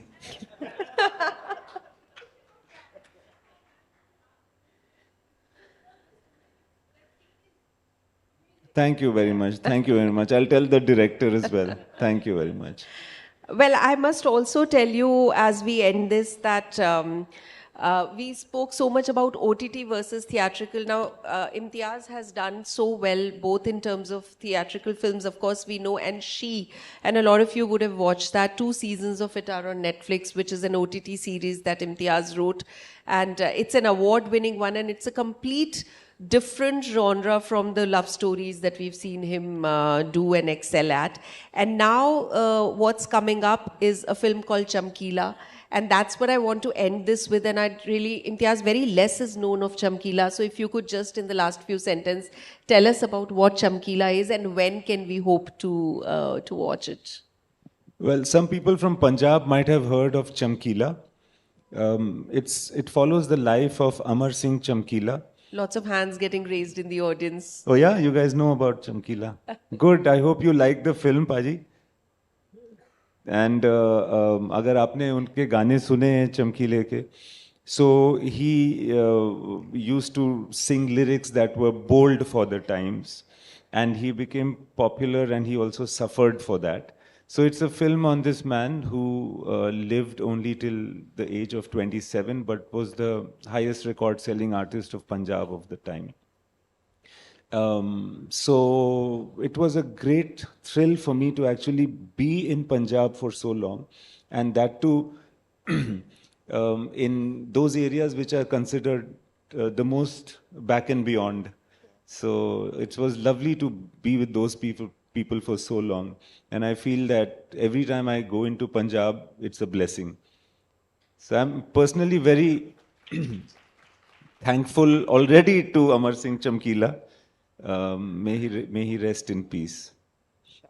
Well, you know, we're just completely out of time. I don't even know who to look at to seek permission on whether we can take a question. And I'm seeing this happening. So I'm sure you can continue and have a discussion with him outside. Bathinda. Yeah. Okay. Sikhni bhi hai koi Bathinde ki yahan? Acha, aap ho. Okay, very nice. Nice to see. So this is a big cheer from Imtiaz for the people of Bathinda, and with that, we'll come to the end of this. Imtiaz, I hope 2024 turns out to be a superb year for you and Chamkila, and we get to see more and more of your creativity. Thank you very much, Sonal. Same for you, and thanks to AIMA for inviting me for this. I really had a good time being here. Thank you, Sonal. Thank you for being such a wonderful audience. Thank you. Thank you, Ms. Kalra. Thank you, Mr. Imtiaz Ali. And to do the honors of presenting mementos for this session, I take the pleasure of inviting Mr. Srinivas Dempo, President AIMA.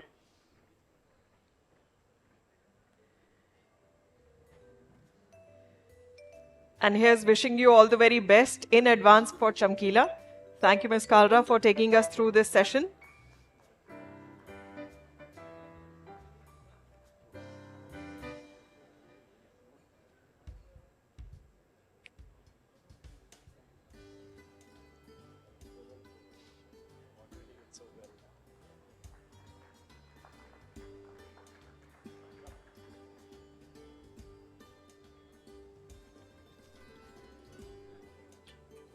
Thank you, Mr. Dempo, for joining us on stage to present the mementos.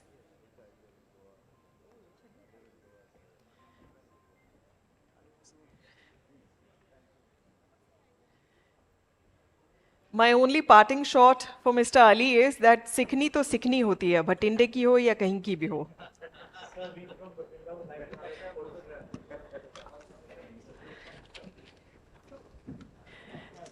I am a Sikhni, but I was born in Delhi. Hello, everyone.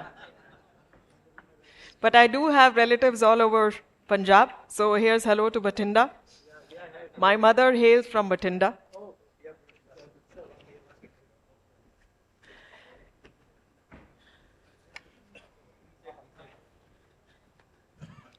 Ladies and gentlemen, may I request you all to kindly please remain seated. We are straight away moving on to our next session.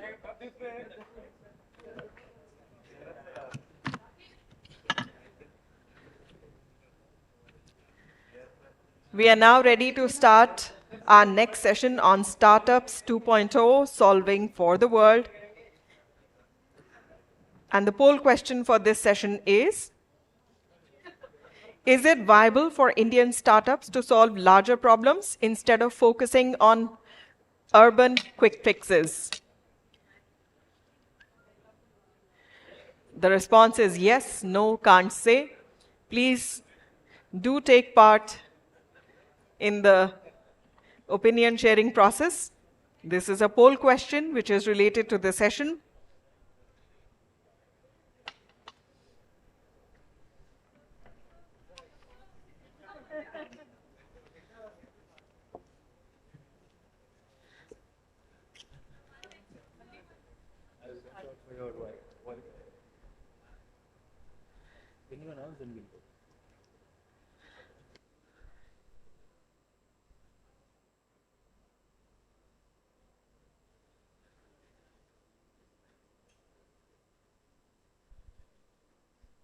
Ladies and gentlemen, please join me in welcoming on stage Mr. Pranjal Sharma, economic analyst, advisor, and author. We warmly welcome Mr. Ritesh Malik, founder and CEO, Innovate, Co-working, and Mr. Umang Kumar, co-founder, Kar Dekho, and Mr. Shashank Kumar, founder and CEO, Dehat. I hope I've got that right.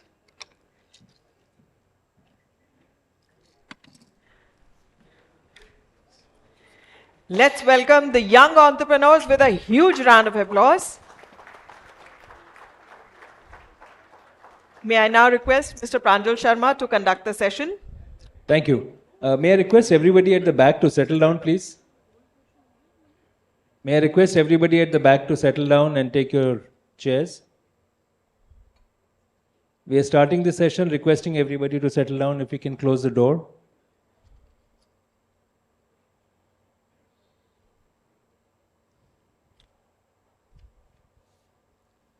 Good morning. We are going to discuss something very exciting about startups and entrepreneurship. It can never be boring. For some reason, I'm the oldest man on the panel today, which is not very often, but it's good to be with the young, bright achievers. This theme is a theme that we thought would be very relevant for all of us. So we know about unicorns, we know about the fantastic startup ecosystem India has developed in the last few years with tremendous success. But also, very interestingly, is the new thought which is emerging about how some of the solutions and the ideas which have germinated in India are now finding a lot of resonance across the world in other growth economies. As I say, growth economies versus legacy economies. So legacy economy models don't apply in our parts of the world, if you look at most of the world, actually. The excitement is in our part of the world, in Asia, in Africa, in Latin America, and solving our own challenges with our own models is really the way to go ahead. We have to create our own models. And the examples we have here of Innovate, Kar Dekho, and Dehat are actually very brilliant. So I'm going to begin by requesting each of the entrepreneurs and founders here to share a little bit about the work that they do and their entrepreneurial journey. Many of you would know about it, but I think a quick update from them would be really helpful. And then we look at how these models are finding traction and what is their view on its impact on the world. So I'm going to begin by requesting Ritesh to share some thoughts. Ritesh, a little bit about the history of Innovate, where you are, and how do you see the entrepreneurial ecosystem in India today? And perhaps, before we end, I'm going to ask you what your next big move is going to be. Great, super. Okay, am I audible? Yes. Perfect, great. Super excited to be here. I think, first of all, you should know I'm a medical doctor. I was working at Gangaram Hospital and the startup bug bit me. We run India's second largest co-working chain called Innovate. We build co-working spaces for young founders, freelancers, SMEs, and even enterprises. The idea was, when I started my first startup, what happened that finding an office space was very hard and it was very expensive. So we thought that let's build an office. And I used to go to Starbucks. Hamilton House, ये Connaught Place में Starbucks खुला था. मैं वहाँ पे bag लेके, जैसे आज बैग लेके आया, बैग लेके एक एक्सटेंशन बोर्ड लेके चला जाता था. So what were you planning to do at that time? वहाँ पे so we used to build AR apps, augmented reality apps. Right. So वो वहाँ पे हम लोग लेके जाते थे. So what happened that the barista used to look at me and he used to say that you sit here for 4 hours and you order the shortest cappuccino. And I realized that you do not want to be in that situation. So for that we realized, can we build Starbucks like offices, but which cost anywhere between $60 to $80 per seat per month, completely flexible. The idea is हमने पहली जो startup lease की वो 9 साल की थी और हमारा startup 1 साल के अंदर बंद हो गया था. And we realized that that is a big challenge in India. The reason entrepreneurship needs support from infrastructure standpoint is building as many co-working spaces as we can, so that we can democratize entrepreneurship, and you do not need a lot of capital to at least invest in capex for building an office space. Thank you, Ritesh.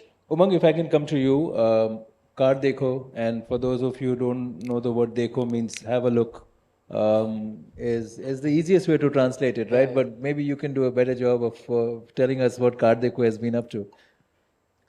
So, can you guys hear me? Yeah. So, my journey is quite different. I've been at this now for close to 15 odd years. So, straight out of school, I actually started a company called Gadi.com in 2008. You have to be a bit louder. Just, okay. Yeah. Closer to you. Yeah. So, I started a company called Gadi.com in 2008. And in 2011, Naspers, now Prosus, OLX, Kuwai, Bibo, etc., they came calling, sold it. I was 29 then. And तब लगा भाई कुछ पैसे बन रहे हैं, बहुत बढ़िया है. It's at Naspers that I got the first real global exposure, that how large is the auto tech space globally, etc. And then a fortuitous thing happened that I got the option to sell the company second time over. And this time I sold it to Kar Dekho and started to then build out Kar Dekho. And initially we were very focused on how most people in the room would know us, right? That we are one of the leading new car research sites in the country. Raised a ton of capital, and then another whole journey started where we realized that there's not enough scale in that business, and we built out 2 completely new businesses. So today, and most people don't identify us with this, we are the largest used car finance aggregator in India, and we are the largest insurance, auto insurance aggregator in India. So 2 completely different businesses we built out between 2014 and 2020. Since then, I've been trying to build the same business in Southeast Asia, and we've been fairly successful. We now do about 8% of all used car finance in Indo. We've just entered Philippines, and that. So given the topic you mentioned earlier, I think I'll come to that. A lot of relevancy on that. But in the Indian ecosystem, where is, how do you position Kar Dekho? So we basically call ourselves the largest auto tech player in the country. But primarily, if you look at where we are making the bulk of our revenues today, it's in auto financial services. Be it insurance, be it used car finance, be it new bike finance, so on and so forth. Fantastic. Shashank, you are very unique. You can use that and maybe the label, but you are also unique in the sense that you ventured into agri-tech space. And I must tell you that in the last few months, you must have heard of phrases like the funding winter. But one sector which has not had that freeze, as far as I know, is the agri-tech space. So that's been actually a symbol also of the fact that agriculture sector in India is transforming so rapidly. You know, of course, it's the largest source and dynamo of Indian economy even today. Shashank, tell us what has Dehat achieved so far, and he'll also tell you the meaning of the word Dehat. So thanks, Pranjal. Thanks for having me. Thanks, AIMA. I think maybe I'll pick the last part first. So Dehat means a village, gaon, rural part of India. While there's a different story again how it boiled down to this name, but in my case, the trigger was that by the time I was 24, somehow I got blessed to both the ends of food chain. After I graduated in 2008, did consulting for 3 years. That was one end of food chain while working with FMCG players, and originally belonged to a farmer side of family. So I belonged to Bihar. Initial 8 years of my life had spent in my village. My family owned small piece of land, 4 acres. So that gave a default understanding of another end of food chain, which was the farmer side. So this was the trigger point back in 2011. And yes, you're talking about funding winters and those things. But when we started, I think we didn't even understand the meaning of these things. I think it all happened, right? Because somehow we could see that within India, there are more than 100 million farmers who have been into farming, who are feeding us, but still starving for basic, agriculture value chain services. In terms of number, their net income from agriculture for a family size of 5 is still 70,000 rupees per year.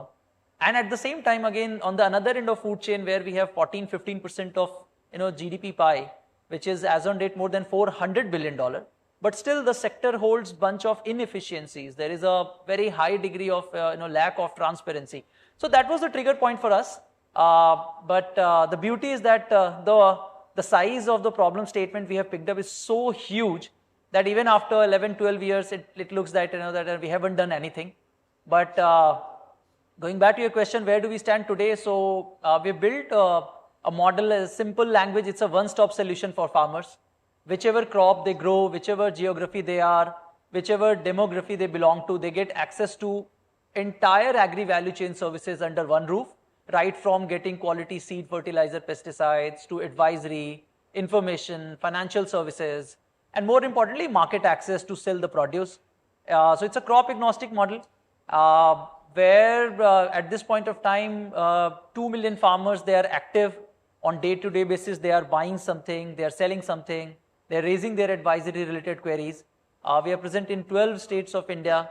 As on date, as we speak, we roughly cover 121,286 villages of India, which is roughly 19% of total India.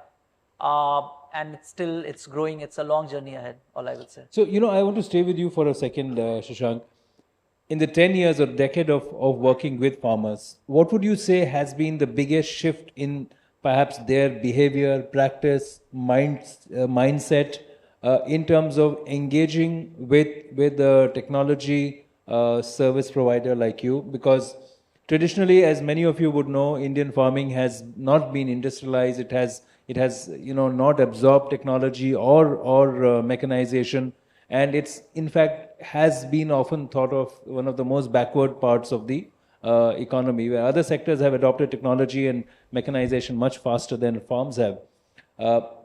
What kind of shifts do you see in the last 10 years? I think number of things, and somehow when we chose to work in this sector for the rest of our life, we had this very strong gut feeling that sooner or later physical as well as digital connectivity in rural India will improve. And that was the whole reason to spend significant time so far. But few that I think top things if I pick. So one is the entire I would say shift in the cropping pattern itself. I recall when we started at that point of time, the overall cereals or staples production was significantly higher than fruits, vegetables. At this point of time, as we speak, are like at a country level, the overall fruits, vegetable production is more than 300 million ton, which is more than staples. And I think for this kind of transformation, 6, 7 or 8 years is very short span, but still I think we could see that. And more production, that means I think more income for farmer, because this is like fruits, vegetables as a crop category is a slightly risky category. But still, like so risk-taking appetite of Indian farmers have moved up. Obviously, we all are aware of the digital transformation, whether it's smartphone penetration or the data penetration, UPI, and all these things really helped not just us but the entire agri-tech space, right? Because at some point of time there used to be number of operational challenges to handle cash. In 2017 and 18, 86% of our business was through cash. As on date, it's 0. Why? Because now again farmers, they have Jan Dhan, they have UPI. So hang on. So this is a very important point. In 5 years between 2017 and 2023, the use of cash by the farmers has been eliminated. It's all digital. It's all digital. So again, in we could design in that way, but all I'm saying that 5 years ago, even there was no ecosystem, to think about this design aspect. So yeah, going back to your question, the digital infrastructure, the physical infrastructure has improved, right? So again, we have our warehouses and the storage facilities in almost 152 districts of India, it's easier relatively to manage, that kind of, infrastructure as on date. And the beauty is that each and every warehouse, farms, everything is completely digitized. If I just share our own internal database reference, so roughly 6 years ago, the average age of farmers as Dehat we used to work with was 51 years old. And at a base of 2 million current farmers database, I think the average age as on date is 44 years. So another transformation, what we see that the younger generation is now moving to rural area, to farming side, which is definitely the brighter aspect. No, that's actually a very important shift, because a lot of the families of farmers were leaving and migrating to urban areas and creating, of course, a crisis in urban areas and also a crisis in rural areas because there were not enough people, and they had much worse living conditions and earning conditions in urban areas. But let me come to Umang, and I'm going to come back to you on this, Shashank. But Umang, you mentioned East Asia. So the key theme that I'd like to discuss with you and Ritesh and Shashank is the solution that you created for India, that Cardeco has done. What kind of resonance do you see in East Asia now? You referred that you are expanding to other parts of the world. What are the commonalities that you see? What is the kind of model that is the Indian model of Cardeco getting traction in these new markets? So, I think one big learning we had, the model that we built out in the used car finance space in India was unique to India. If you ask me to name a US player or a China player who did exactly what we did in India, I would not be able to do that. And part of the reason for that is developing markets have much higher spreads on loans than developed markets.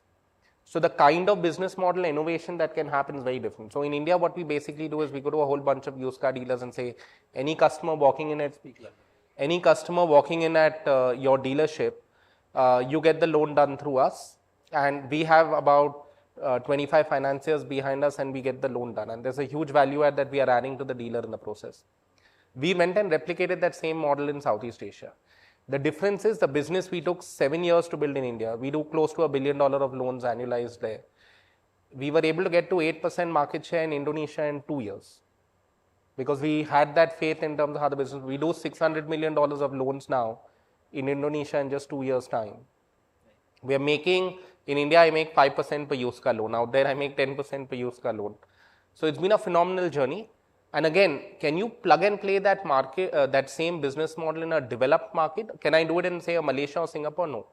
It's a very unique model solving for a specific issue, which is only possible in markets with high spreads, with fragmented dealers, which is how a lot of the smaller Southeast Asian markets, Indonesia, Vietnam, Philippines, they all have the same structure, industry structure like India does. So that's the unique piece. Some of these business model innovations we are doing in India, they are very uniquely adaptable to certain markets. I think it will be very adaptable in Africa, it will be very adaptable in certain places, may not be that relevant for developed markets. No, but clearly, I think what you're saying is that you are identifying markets which have similar structures and then expanding and growing into those. And that itself is an exercise of identifying the right kind of markets to expand in. How easy or difficult was it for you to establish yourself in Indonesia or Vietnam as a company from India? Was it a positive or a negative or a neutral? I would say, since you've already innovated and proven success in a certain geography, it's much easier when you go to the next geography. The hardest challenge that we've had is on talent. I think we take a lot of things. Talent. Okay. Actually hiring, even identification, you take it for granted in India when you live here. Someone comes from certain institutions or certain other institutions. They work in certain companies and they've achieved a certain level of success, exactly how they will pan out in work. That has been one of the bigger challenges we've had as we started to grow across. Hiring and attracting the right kind of talent, keeping them. You're not a brand. In India, great, Cardeco, I think a lot of people in this room would know Cardeco. Nobody knows auto.com in Indo. And you don't have that same kind of brand aura. So your ability to even pull the kind of people that you want to pull is tough. So the biggest challenge we face there is around talent. The other is around regulation and compliance. Each of those markets is a separate market. They have their own laws, their own rules. So I'm not, in India, I deal with one regulator, which is RBI. Out there, I deal with 5 different regulators in 5 different countries. And that's the other large challenge that we have around regulation and compliance. But you see traction and growth for Car Dekho in non-Indian markets? I mean, can you share your vision for the next 5 years on how many countries or markets you want to expand to? See, our focus right now is purely Southeast Asia. So I think we're raising independent capital for the Southeast Asia business.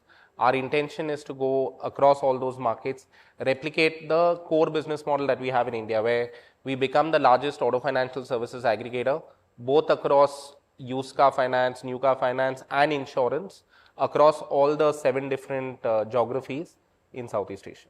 Thank you. Ritesh, you solved the challenge for young professionals who wanted good working space, very unique to India, but also common to other parts. In your view, what are other such solutions that entrepreneurs like you are resolving for India, which can be taken to other parts of the world? I think one of the most beautiful ones is the digital public interfaces that the government is creating, like the UPI. I think one of the largest opportunities that India has, and also India is a very different economy.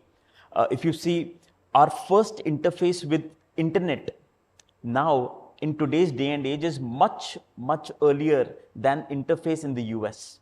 It is 99.99% on mobile. Whereas any student in the US first faces it either on an iPad or on a desktop. I think India is a very different economy. We are going to add so many internet users and our time spent on internet will be so high. So I think there are so many opportunities in the internet space, but I'm a big fan of Dehat, I'm a big fan of Car Dekho. These are very Indian problems. You cannot replicate, and I'll tell you how we competed with world's largest co-working space in India, and we realized that India is a very different market. India is a very price sensitive market. You do not have to sell alcohol in India at 12 noon. To have a space which is $80 per seat per month is a very competitive space to be in. And I realized one thing that now we have, I think, over 40,000 people work with us every single day between Monday to Friday. They spend 7 to 8 hours in offices. As offices are opening up, we realized one thing, that in India, our customer is not only an entrepreneur, but the CFO who has to make the decision. So creating spaces which are appealing, but at the same time, they need to have a regional appeal. As Umang mentioned, diversity of product twinkling is very important. Example, our co-working space in Bombay is completely different than from Delhi because we are a very regional play. Our rents in Bombay are 2.5 times of that of Noida. So we've realized that making sure that the product appeals to that particular geography, and we don't do things like we will never go to a BKC. We are very clear. We do not do rentals over 150 rupees per square feet. So I think staying true, and one of the biggest challenge to, I think this is very interesting. We never raised VC capital. Not because ऐसा कोई VC नहीं है हिंदुस्तान के अंदर जिसके पास हम लोग गिड़गिड़ाते भी नहीं गए कि यार हमें पैसे दे दो. We could never raise capital. And I've realized one thing, that we think, and media also covers stories of raising capital. You know startups who raise capital. While raising capital is phenomenal, you do not congratulate founders on raising capital. It's like आपको जयपुर जाना है और है ना आप कोटपुतली में तेल भरवा रहे हो.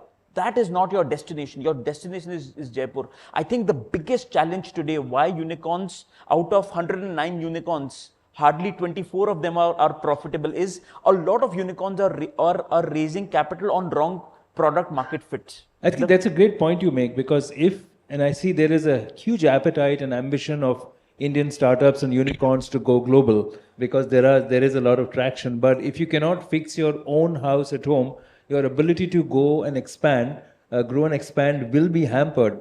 In fact, there's a question from one of our audience members who said that the whole debate about focusing on valuation versus focusing on creating value, right? And you refer to unit economics as well. Do you think that this is an urgent issue for startups to address when and before they start to think about going global? Absolutely. Actually, this is the most important thing. The job of a founder is not to raise capital at a high valuation. The job of the founder is to build a product that has sustained demand. And I've invested in 135 startups. The first thing that I see is there natural traction in the business? By what natural traction means that if you stop your Facebook and Instagram ads, are the existing customers coming back to you and getting their folks? I believe in positive CAC businesses. हम लोग जब innovate बनाते हैं, हमारा बहुत simple fundamental है, कोई hoarding नहीं होगी, कुछ नहीं होगा. Our product will be extremely relevant at the right price point, and people are going to get people for us without spending. And I think word of mouth marketing is still not seen in Indian startups. And I also believe, sir, that one of the most important things, and this is also fault of our media, we cover founders, we cover startups that raise a lot of capital. Without mentioning the fund, world's largest venture capital fund has posted almost negative returns for the past 5 quarters. That does not mean that it's not valuable, but that means that there needs to be a change in how you value a particular idea. You really need to focus. And if you see, the largest exodus in the VC community has happened in the past 3 quarters. We are going to see the 220 model will not work any forward. And this is a very contrarian thought, but I truly believe that build the right unit economics and then scale the right unit economics. I think don't chase media and have a core focus on customer love. I think everybody is looking at higher and higher valuations so that the moment you can exit, you go back with a fat check.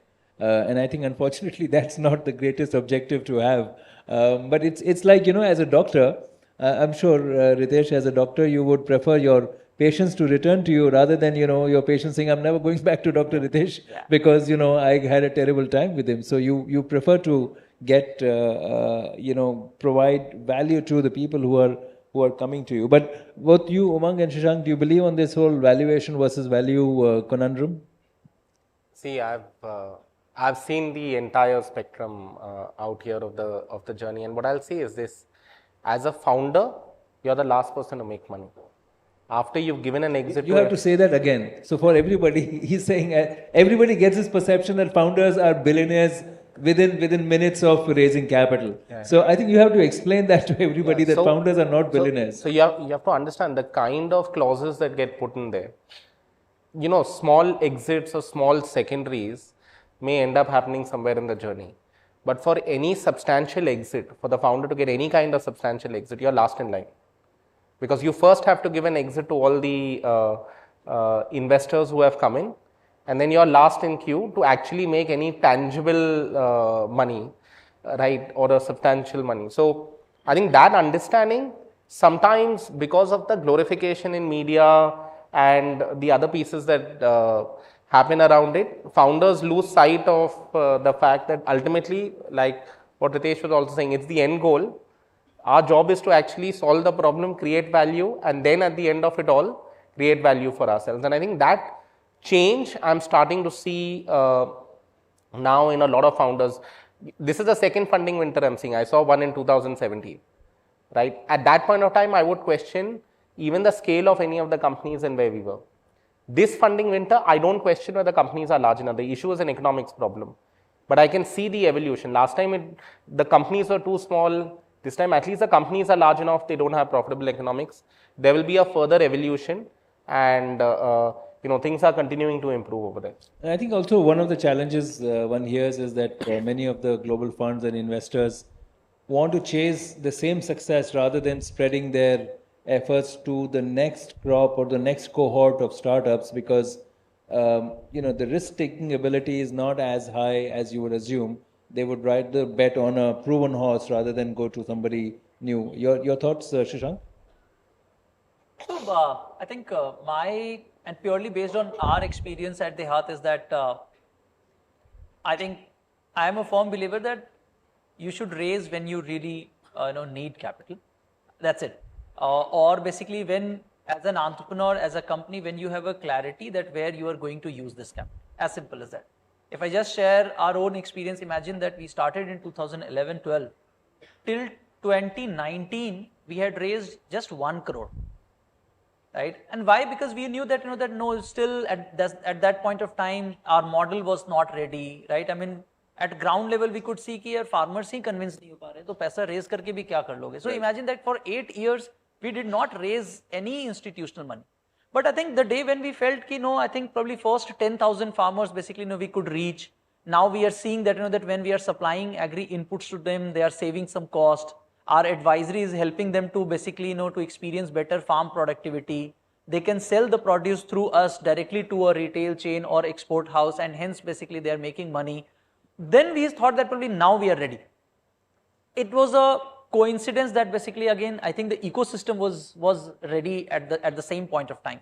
And then in last 3-4 years again we raised I think a lot of capital, and since then basically we could grow by again more than 50x in last 4 years, all the numbers So what I had don't shared. chase money unless you really need it, and it's Yeah, better so to I have think money chasing that's you, a right? basic business fundamentals, that your unit economics, your product market fit. More importantly, as a founder, when you think that probably now I have some plans, basically I think my readiness is there basically so that I can have better utilization of the capital.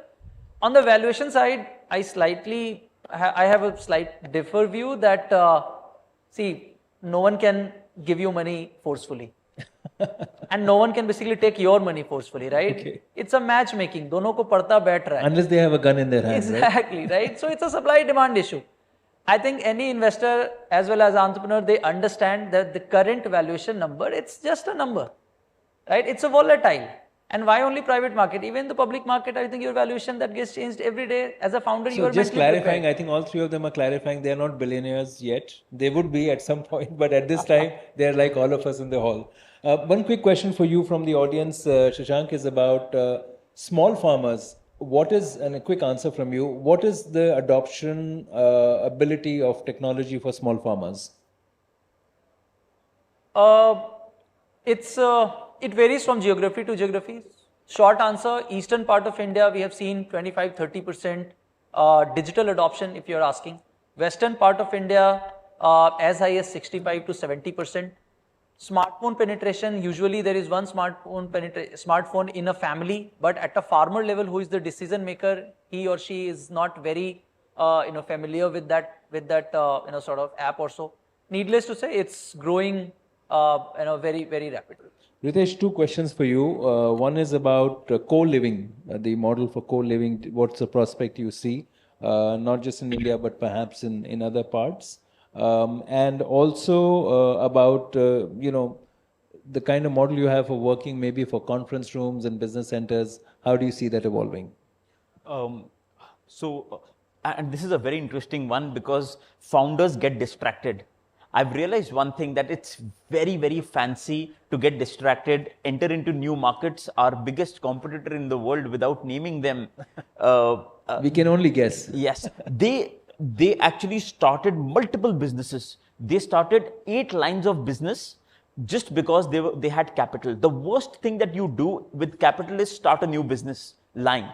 You focus and create. हमारे ना पिताजी कहते हैं जितना ज़्यादा गहरा कुआं होगा उतना ज़्यादा शीतल और मीठा पानी होगा. You have to say that in English also. The deeper the well, अब शीतल को इंग्लिश में क्या बोलते हैं? The better is the water. So the deeper the well, the sweeter is the water. I mean, the more you dig in, the better the results are. हमारी थोड़ी अंग्रेजी में हाथ तंग है, लेकिन what I realized was that it's very hard to perfect or reach near a perfect PMF. Building a product market fit is the primary job of a founder, in my opinion. And if you ask me, and I talk to a lot of founders, as a nature of my business, we meet so many founders, and I'm just shocked that almost 80% founders don't have clarity on their unit economics and PMF. I think finding the PMF is the most critical job of a founder. And for me personally, I am not a big believer of distraction. So our focus is very clear. We would first go deep in NCR because economies of scale kick in once you have a relative critical mass. Right. Having 20 centers in NCR will only help us get only one city head. If we go to Bombay, our costs of flying people to Bombay increases. We don't want to do that. Second, we are very clear on the fact that co-living will not work in India.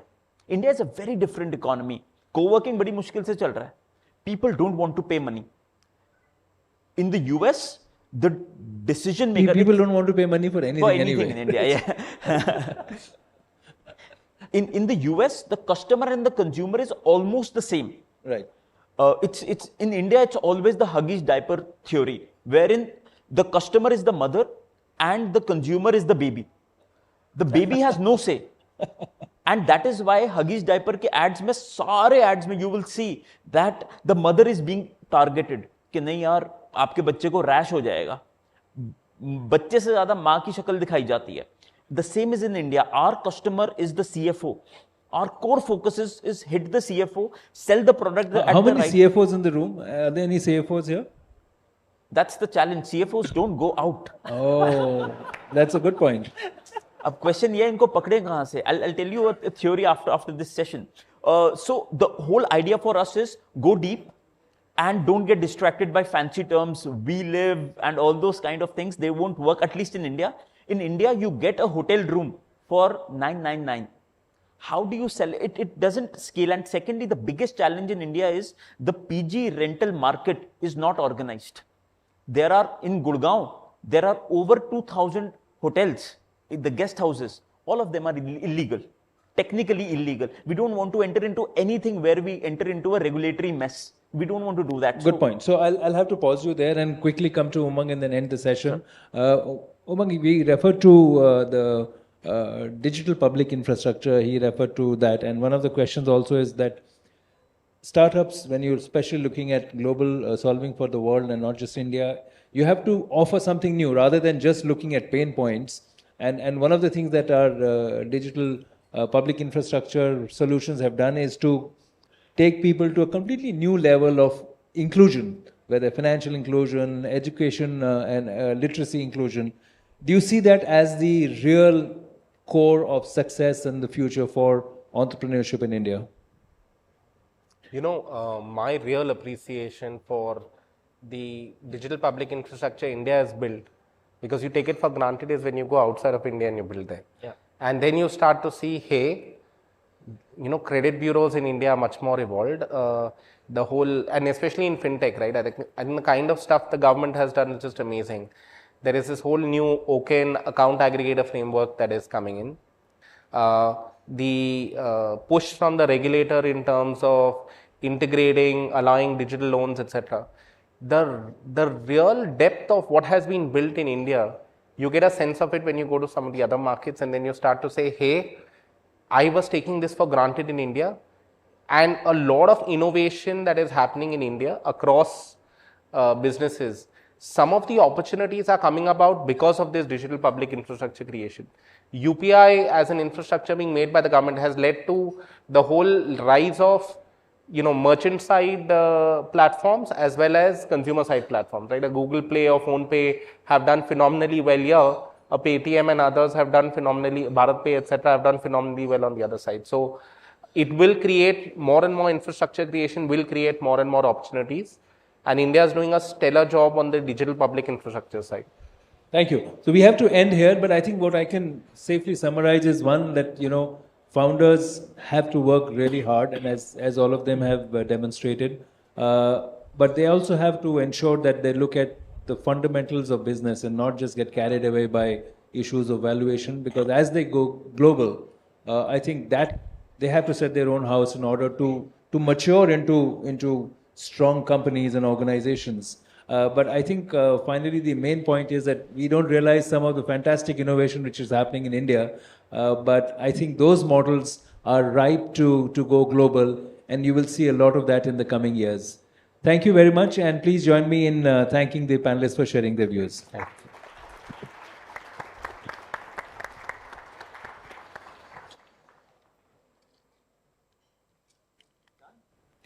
Thank you, Mr. Sharma, for conducting that session, and thank you all for being a part of this conversation. With that, I take the pleasure of inviting on stage Mr. Sudhir Jalan, past President AIMA. May I request you, sir, to kindly present the mementos for this session.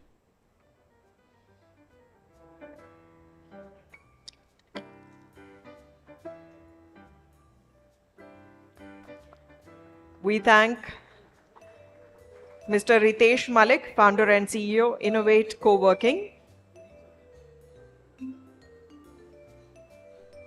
Mr. Umang Kumar, co-founder Car Dekho.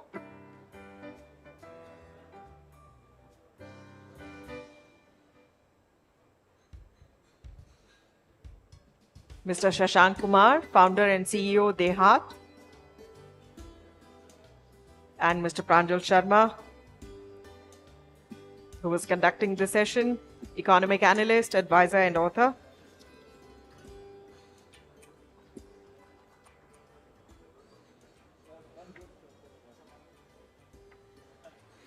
Thank you, Mr. Jalan, for joining us on stage to present the mementos.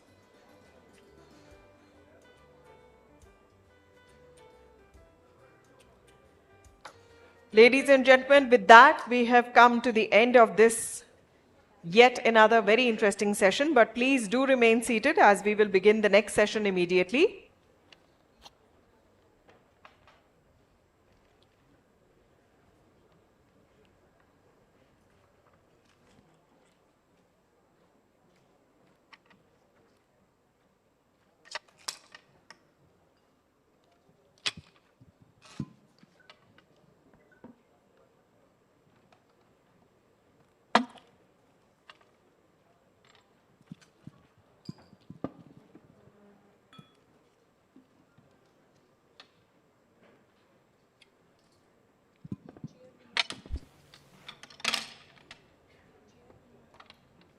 Ladies and gentlemen, with that, we have come to a very special session of this convention, which is on Commanding New Heights, India's Space Odyssey.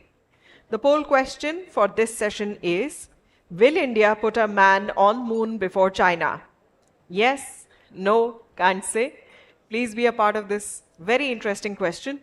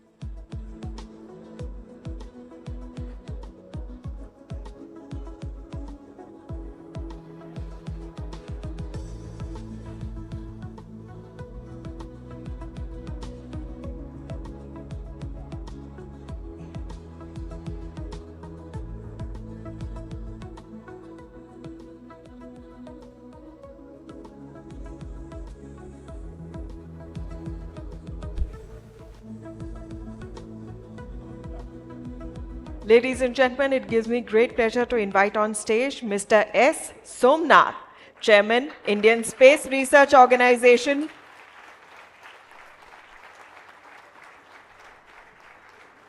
Accompanied by Mr. P. Balaji, Chief Regulatory and Corporate Affairs Officer, Vodafone Idea Limited, and Mr. Frank Richter, Founder and Chairman, Horasis, the Global Visions Community.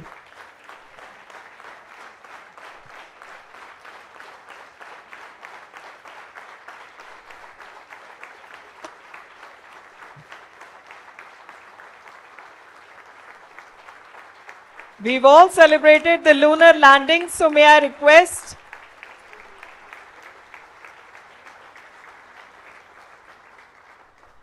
ladies and gentlemen, what a privilege it is to be given an opportunity to felicitate a path-breaking scientist whose achievements have made all of us, all the Indians present here and everywhere, very, very proud. With that, may I invite on stage Mr. Srinivas Dempo, President AIMA and Chairman Dempo Group of Companies, Mr. Nikhil Sani, Senior Vice President AIMA and Managing Director Triveni Turbine Limited, Ms. Rekha Sethi, Director General, All India Management Association, to please join us on stage to felicitate Mr. Somanath. And I'll request Mr. Dempo to read the citation.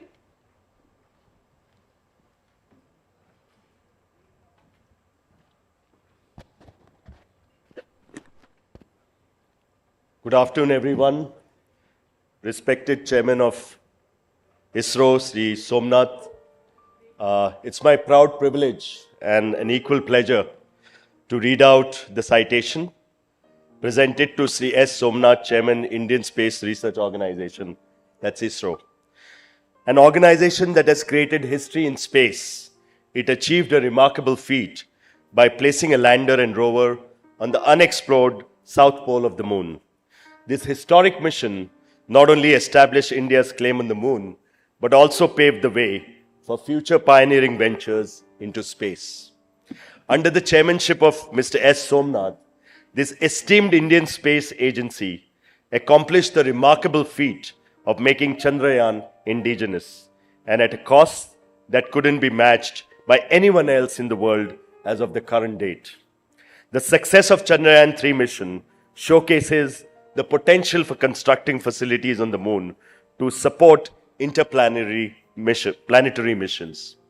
With a diverse portfolio of rockets, this organization has launched satellites for various purposes, including navigation, communication, remote sensing, and space exploration.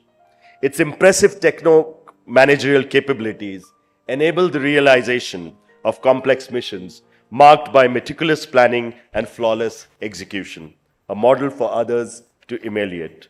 All India Management Association is pleased to felicitate the Indian Space Research Organization through its chairman, Mr. S. Somanath, for its tremendous achievement of putting India on the moon. Ladies and gentlemen, a huge round of applause for Mr. Somanath and the entire ISRO team. Thank you, Mr. Dempo, for reading the citation.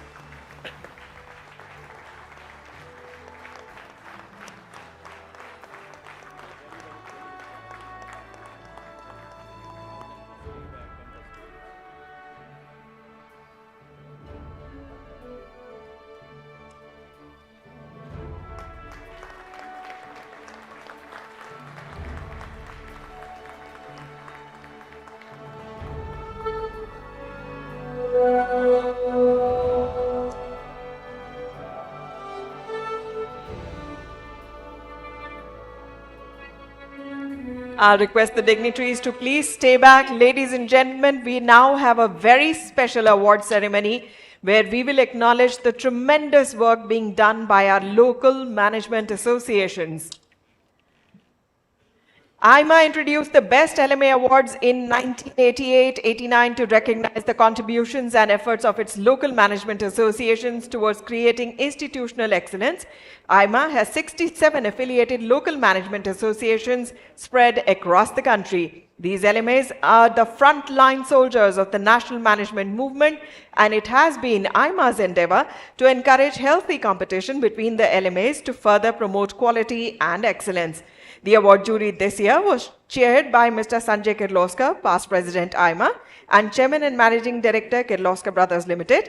The other members of the jury included Mr. Nikhil Sani, Senior Vice President AIMA, and Vice Chairman and Managing Director Triveni Turbine Limited, Mr. P. Dwarkanath, Treasurer AIMA and former Chairman GSK, Consumer Healthcare Limited, Dr. J.S. Juneja, past President AIMA and Chairman Global Projects and Services Limited, Mr.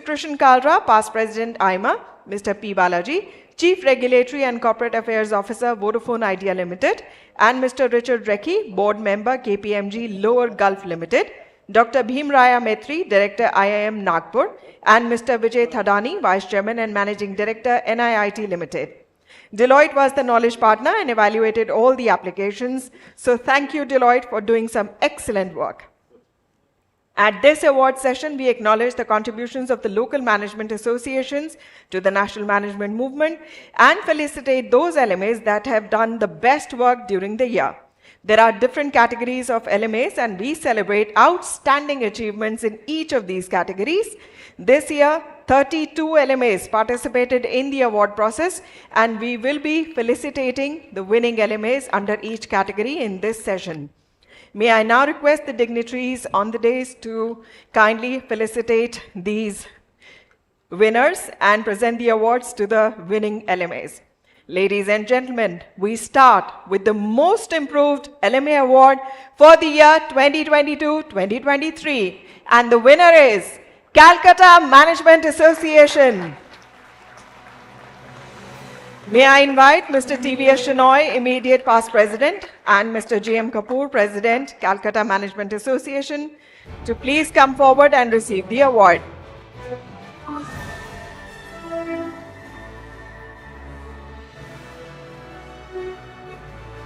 Congratulations to Calcutta Management Association.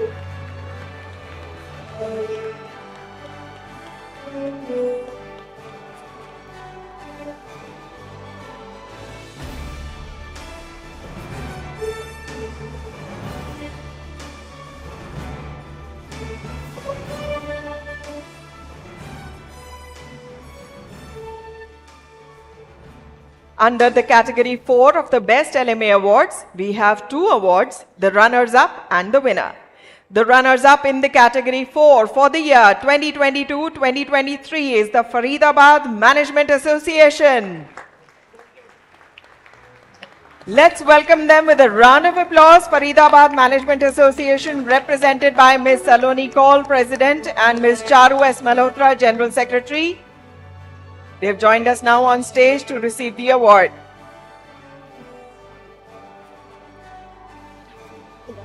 Idhar wala phone.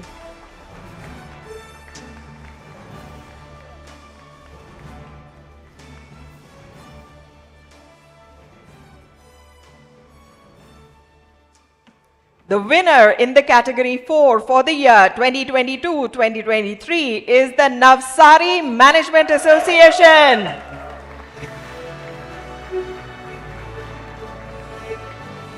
May I invite Mr. Lalit Pandya, President, and Mr. Hardik Nayak, past President, Navsari Management Association, to please join us on stage to receive the award.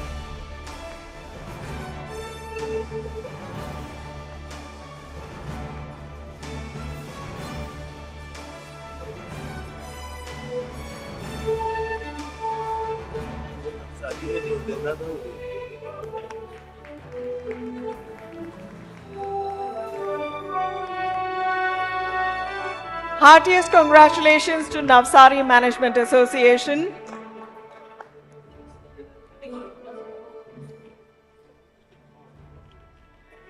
The next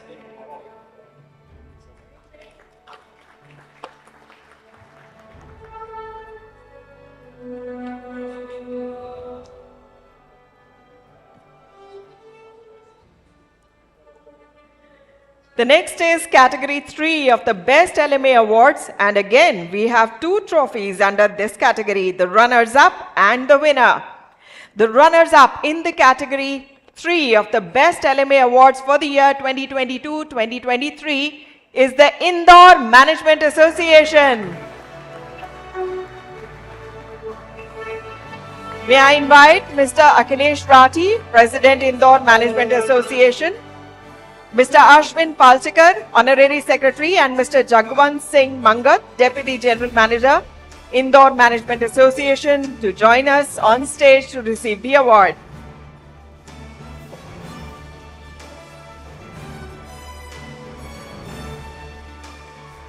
Congratulations to the members and management of the Indore Management Association.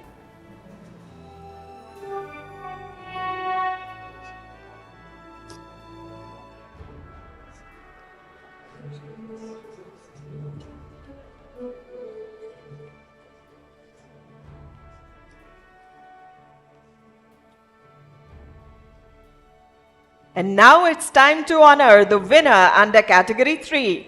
The winner in the Category 3 for the year 2022-2023 is the Thrissur Management Association.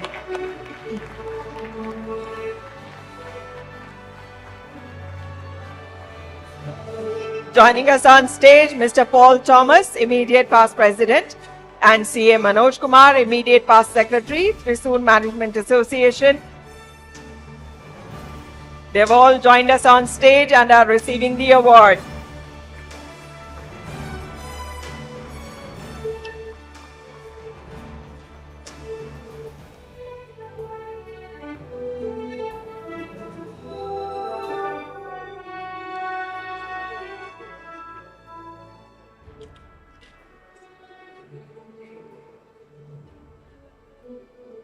Heartiest congratulations to Thrissur Management Association. Moving on to the next award, we have Category 2 of the Best LMA Awards. The winner in Category 2 for the year 2022-2023 is the Kerala Management Association.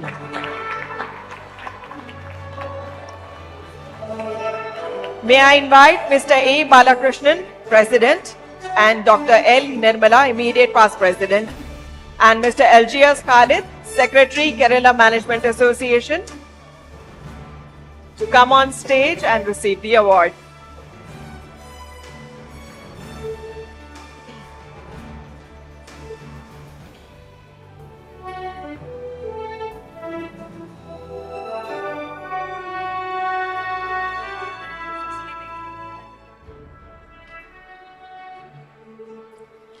Heartiest congratulations to the Kerala Management Association on winning the award.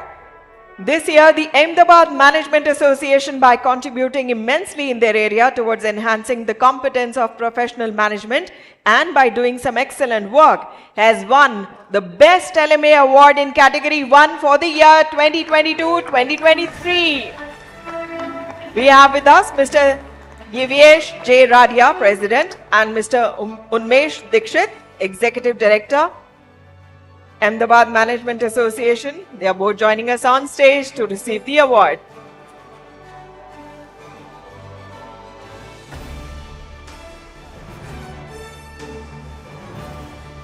Congratulations to Ahmedabad Management Association on winning the award. Let's give them a huge round of applause.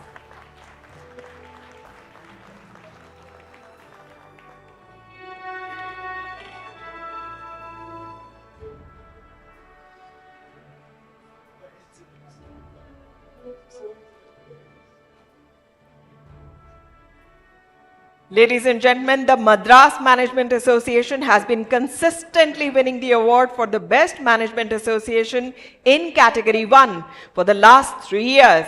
We are pleased to give the National Excellence Award to Madras Management Association this year for consistent excellence. May I invite Mr. K. Mahalingam, President, Mr. V. Shankar, Senior Vice President, Madras Management Association, and Group Captain R. Vijay Kumar, Executive Director, to please come on stage and receive the award.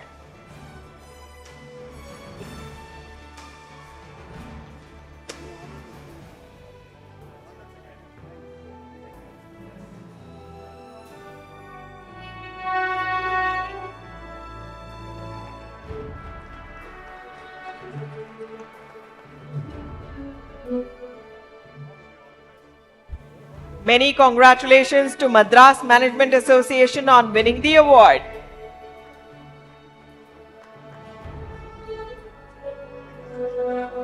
That brings us to the end of the award presentation ceremony.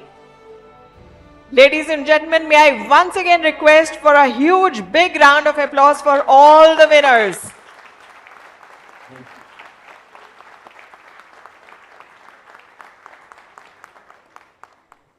So now we get back to the session. I'll request the honorable dignitaries to kindly join us back in the front row. And we get back to the session with Mr. Balaji, Mr. Richter, and Dr. Somanath to carry it forward. I request Mr. Balaji to conduct the session.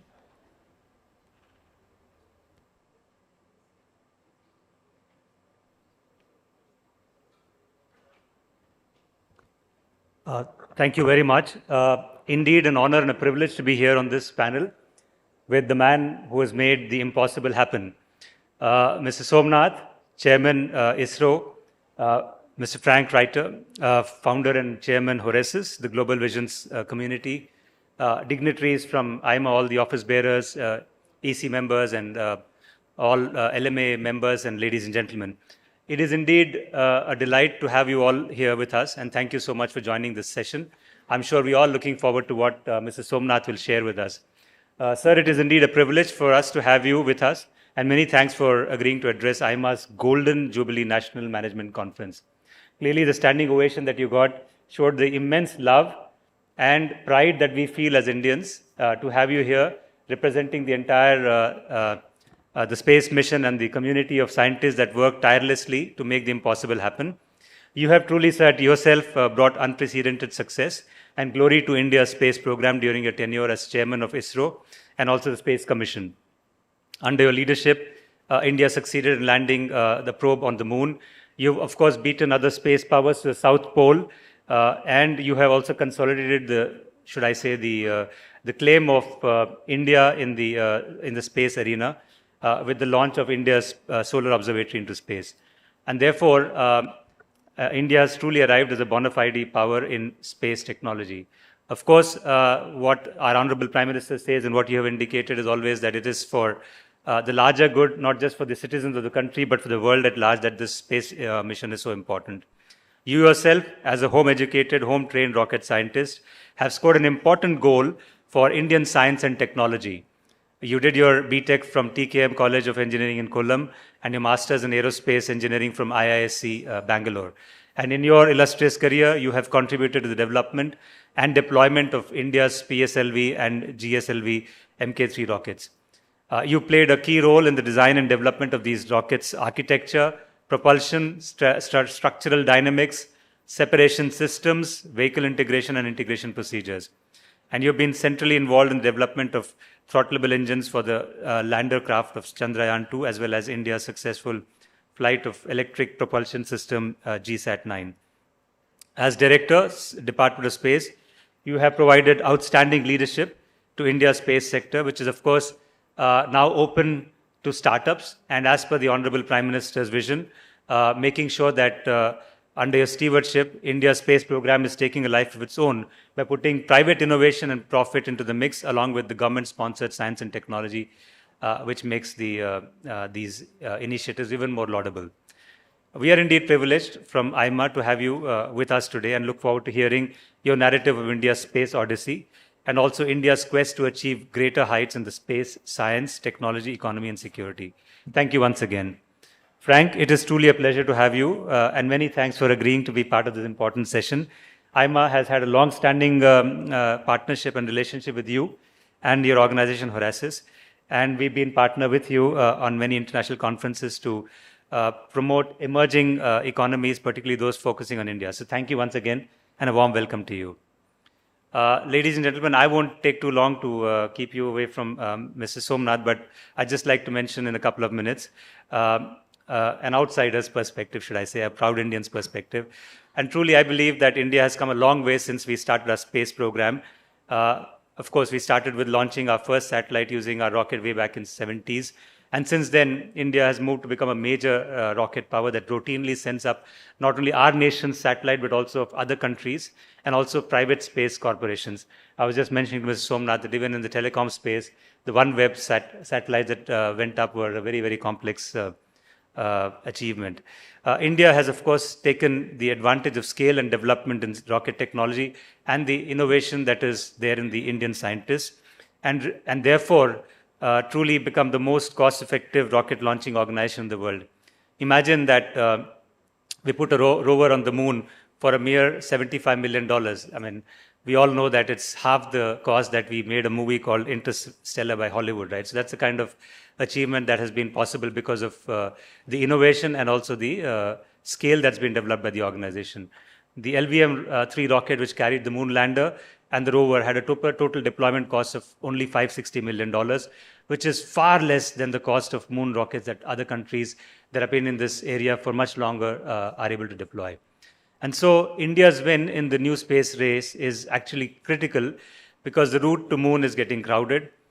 Just in the last few years, the number of nations and countries that have made and open their announced their plans to go to the moon has been significant, whether it's for material, for military, or further space travel purposes. The fact that there are 400 national and corporate lunar missions scheduled in the next decade itself means that India has taken a very timely lead. And of course, with ISRO now looking at means of finding water or creating water on the moon, I guess that'll also be a big advantage to building a lunar base for exploring deeper into space. The launch of Aditya rocket, which we'll hear, I'm sure, from Mr. Somanath, has again been a major testimony to India's rapidly growing space capabilities and ambitions.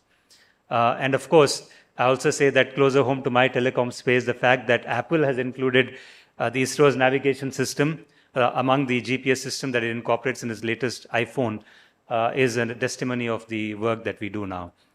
And space is, of course, so Navic and Apple iPhone and their latest phone.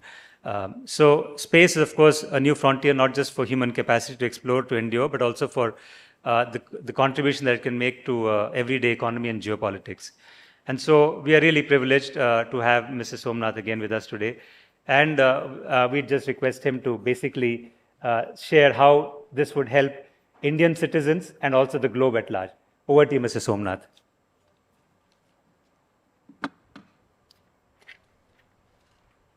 You will be sitting here or there? So there's a presentation going on.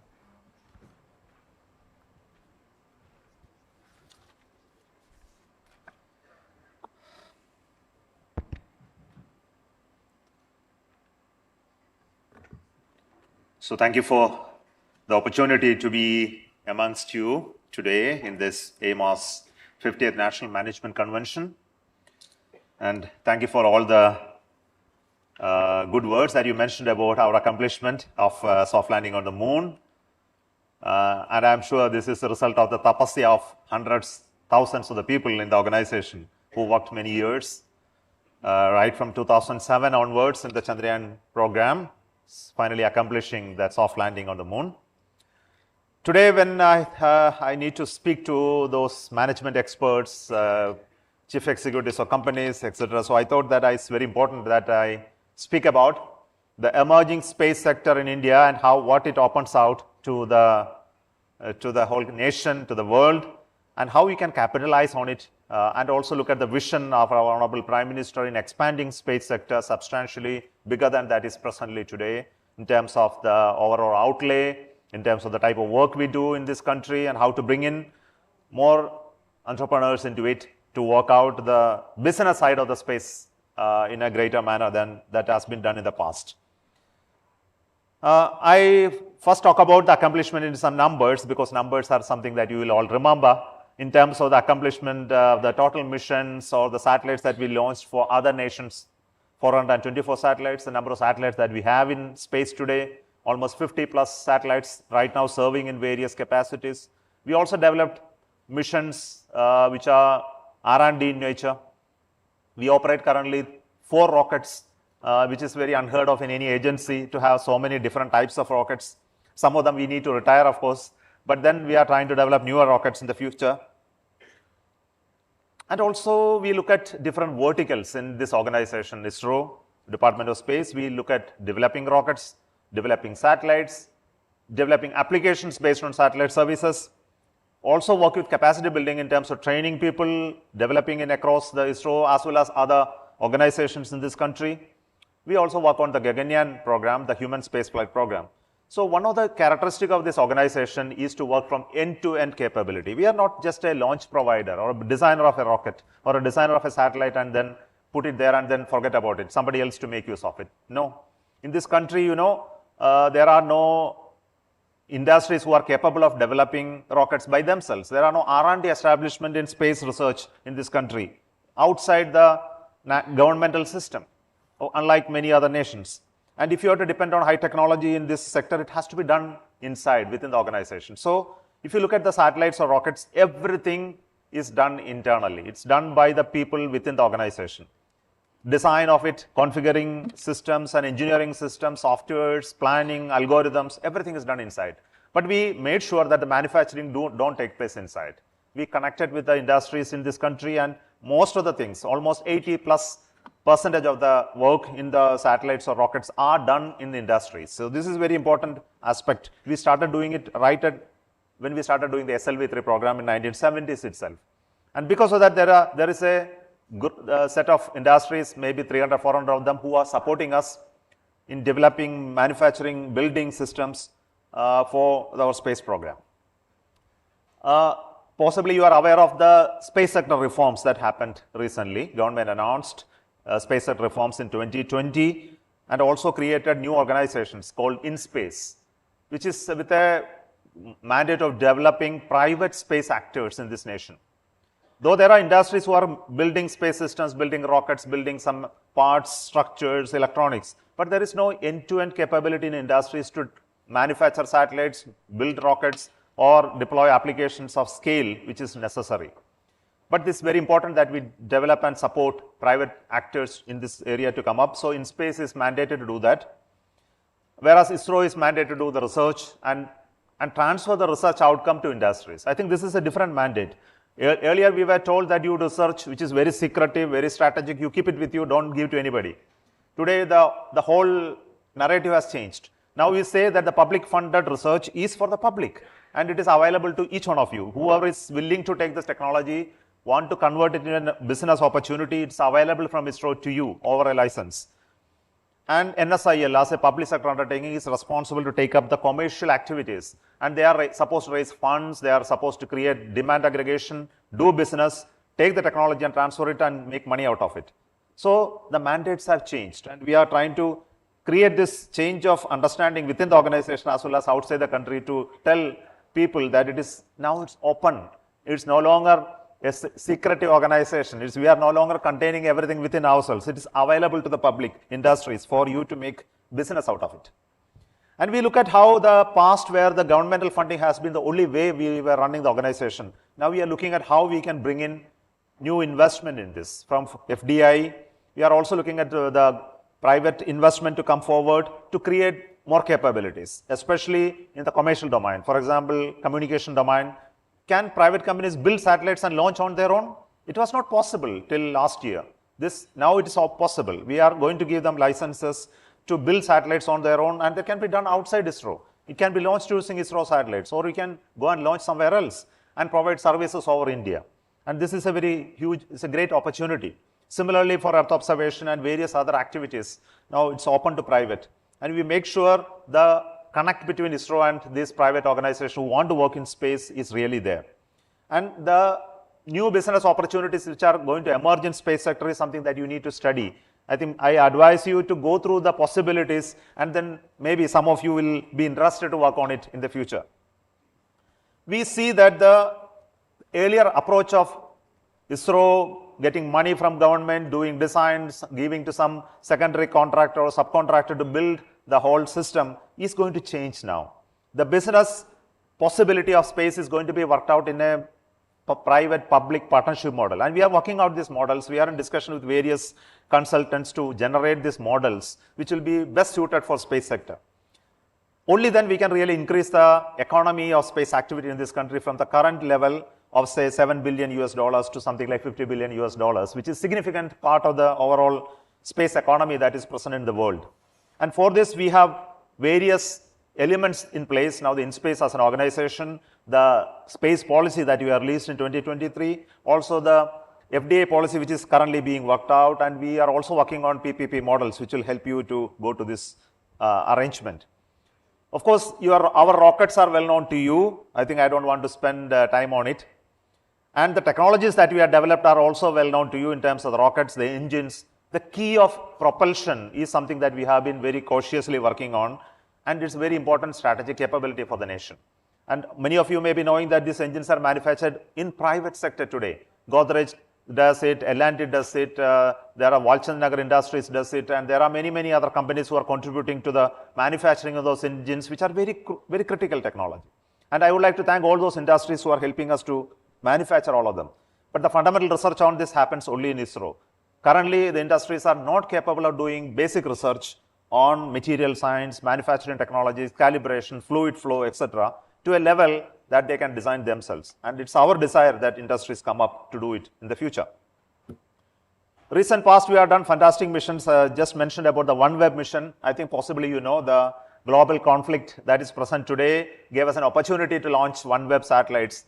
And when they approached us, it was a very challenging mission. And to deploy 32 satellites in a single mission at different orientation, we had to do a lot of modification in the rocket, design new algorithms, design new softwares and mechanisms to do this. And I'm very happy our people within just 1 or 2 months re-engineered the entire rocket to enable this launch to happen. I think the company, the OneWeb company itself, was surprised to see how a new rocket is able to do such a complex mission very successfully in the first attempt. And they said they were very happy to launch in the second attempt as well. And now they are telling, we are happy to come to you to launch the future generation of OneWeb satellites. And we are eagerly waiting for more contracts to come from them. I think this is something very, very interesting. We also did recently commercial missions for Singapore. 2 such missions for the PSLV were for user-funded commercial missions. The SSLV launch is very important. I think you are aware of the SSLV, which is a small rocket, but it costs only 1/10 of the PSLV. So we are able to launch half the payload with 1/10 the cost. So we brought in cost effectiveness in the whole design, which is going to be transferred to industries, and we want private people to come and take on the knowledge of this rocket and do. And we have recently issued an expression of interest for private people to come, understand the rocket and do it themselves. So we have made a kit for you for building rockets now in India. Currently, we have 53 satellites for communication, earth observation, navigation, etc. And this is just not enough for the nation. We realize that for a country like India, we need 500 satellites, not 50 satellites. If you compare with our competitors or nations which are similar intent or no, world view, their number of satellites need to be not of this class. It has to be 10 times. If you have to really make it 10 times, then we need to create a opportunity around that 10 times satellites. Could be strategic, it could be business, it could be the communication, it could be earth observation and navigation, and it could be signal intelligence, it could be traffic management, it could be IoT. I think many areas we need to create newer capabilities satellites. I think this is the opportunity that is available to us. We have created technology growth over the period of time. I would like to tell you that the technology growth today in India in spacecraft design and manufacturing is really fantastic. I think many of you may not be exposed to the capability that we have in the organization. And we are able to design every item that flies in our satellites and rockets within the country. Recently, I want to tell you, the instruments that we flew on Chandrayaan-3, we subjected a review to experts from USA, NASA. They came here, Jet Propulsion Laboratory, they reviewed my Chandrayaan mission before the actual landing, just to get confidence of launching it. After listening to us, understanding our work, they were really appreciative of the work that we did. And they said to design and develop such instruments in India at this cost is unheard of, and they want some of them to be purchased by USA. I think this is the type of the comments that they are able to give us. So it shows that it is possible for high-end instrumentation systems to be designed and developed within India. Of course, we face a huge challenge in terms of sourcing components. You know that electronics, chips, detectors, memories, many of them are imported. I think this remains as a major issue today. And many of the latest of the devices which are designed in the US are not accessible to our companies. So it's our endeavor. We have been working with the US to see how to ease the import restrictions within US companies and Indian companies. Don't give to ISRO. We are not necessarily telling you give to ISRO, but give to Indian companies. If Indian companies are enabled to access the latest of the technologies that US is developing, we will be able to make a better design in India than they could do it in US. I think this is something that we did tell them. Another important issue that we have been addressing is to help the government to do better governance through space enabled. And there is a lot of opportunity here. I think I want to tell you that the data that is coming from space is actually the wealth of the future. If you can work on the data and you can create sense out of the data, creating the image-based data or time-based data, navigation data, the communication data, the high bandwidth data, if you can synthesize this data and provide services to the government, services to the public, there is a huge business opportunity. For example, I'll tell you climate and weather. It's such a great service that is not being exploited in this country in a commercial basis. You know, IMT gives out you some weather data every day. And I know many of you are not even looking at it because you are not very sure about it. See, if somebody can provide a weather services on your mobile, on a local based services, you will be dependent on it. In the morning when you get up, you will look at your mobile, what's the climate around my house, around the playground, around my school. If you can get it, you will source it, you will pay for it. And this is an opportunity that if you can through the space. It's similarly, you can use your fleet tracking, you can find out how to traffic congestions are there, you get update on space-based so much of services. There is a huge opportunity with the data services. I think this is something that Indian companies need to exploit. Applications is a major area we have been working at, and most of these applications we work with the government departments, ministries, state governments for helping them for natural resource mapping, agriculture, weather forecasting, disaster management, resources management, water, etc., etc. So this is something well known to many of you, so I don't spend time on it. Another important thing which I want to tell you is our work with industries. We have been working with a large number of industries in this country, also work with startups, academia, and we also collaborate with the laboratories across this nation. It's not ISRO alone doing everything. I think possibly you know that we have connected with CSIR laboratories, we are connected with the Department of Science and Technology institutions, and many of the research work we do are funded through these institutions, funded by ISRO in these institutions, and many of the instruments that we use are sourced from these institutions, and knowledge also is sourced from them. And the work in industry is really fantastic. And many of the industries are working for us not for profit. I think this is something that you should all realize. Industries work for ISRO because they get pride out of it. And their capability in engineering capability actually gets scaled up once they start working with ISRO. And many of them told me this. For example, even companies like L&T, they say they get benefited being a partner of ISRO because they started working on our rocket motor case and they learned the technique of managing high strength steels, their welding, their manufacturing processes. Because of that, they were able to do much bigger business outside. So there is a secondary benefit coming out of working with ISRO. And many of the technologies that we have developed is through this partnership, not as a profit model that has been beneficial to the industry. We realize that strategic applications in space is very important and we are working in various ways. I don't want to explain this slide too much to you, but I can tell you in the coming days, strategic element in space is going to be very important, though it's civilian or military. NAVIC just mentioned that NAVIC chip is now slowly coming into many devices. NAVIC enabled mobile phones and other devices will slowly happen. Why it didn't happen in the past is a story which I don't want to explain. But we have made the necessary changes in the current NAVIC configuration, like introducing new bands called L1 band. Those who know the frequencies, you will realize. Earlier we had only L5 and S band. Now we have an L1 band, which enables Apple to put it in the mobile phone. It happened only because of the recent launches. And we are going to expand it in the future to make sure that we give high quality, high accuracy navigation services better than GPS within Indian continent. That's the goal that we have. We also are helping SatSure, companies like SatSure, Vasundhara, and many other companies, Pixel. These are all satellite companies, satellite imaging business making companies who got incubated, who got help from ISRO to become very big companies today.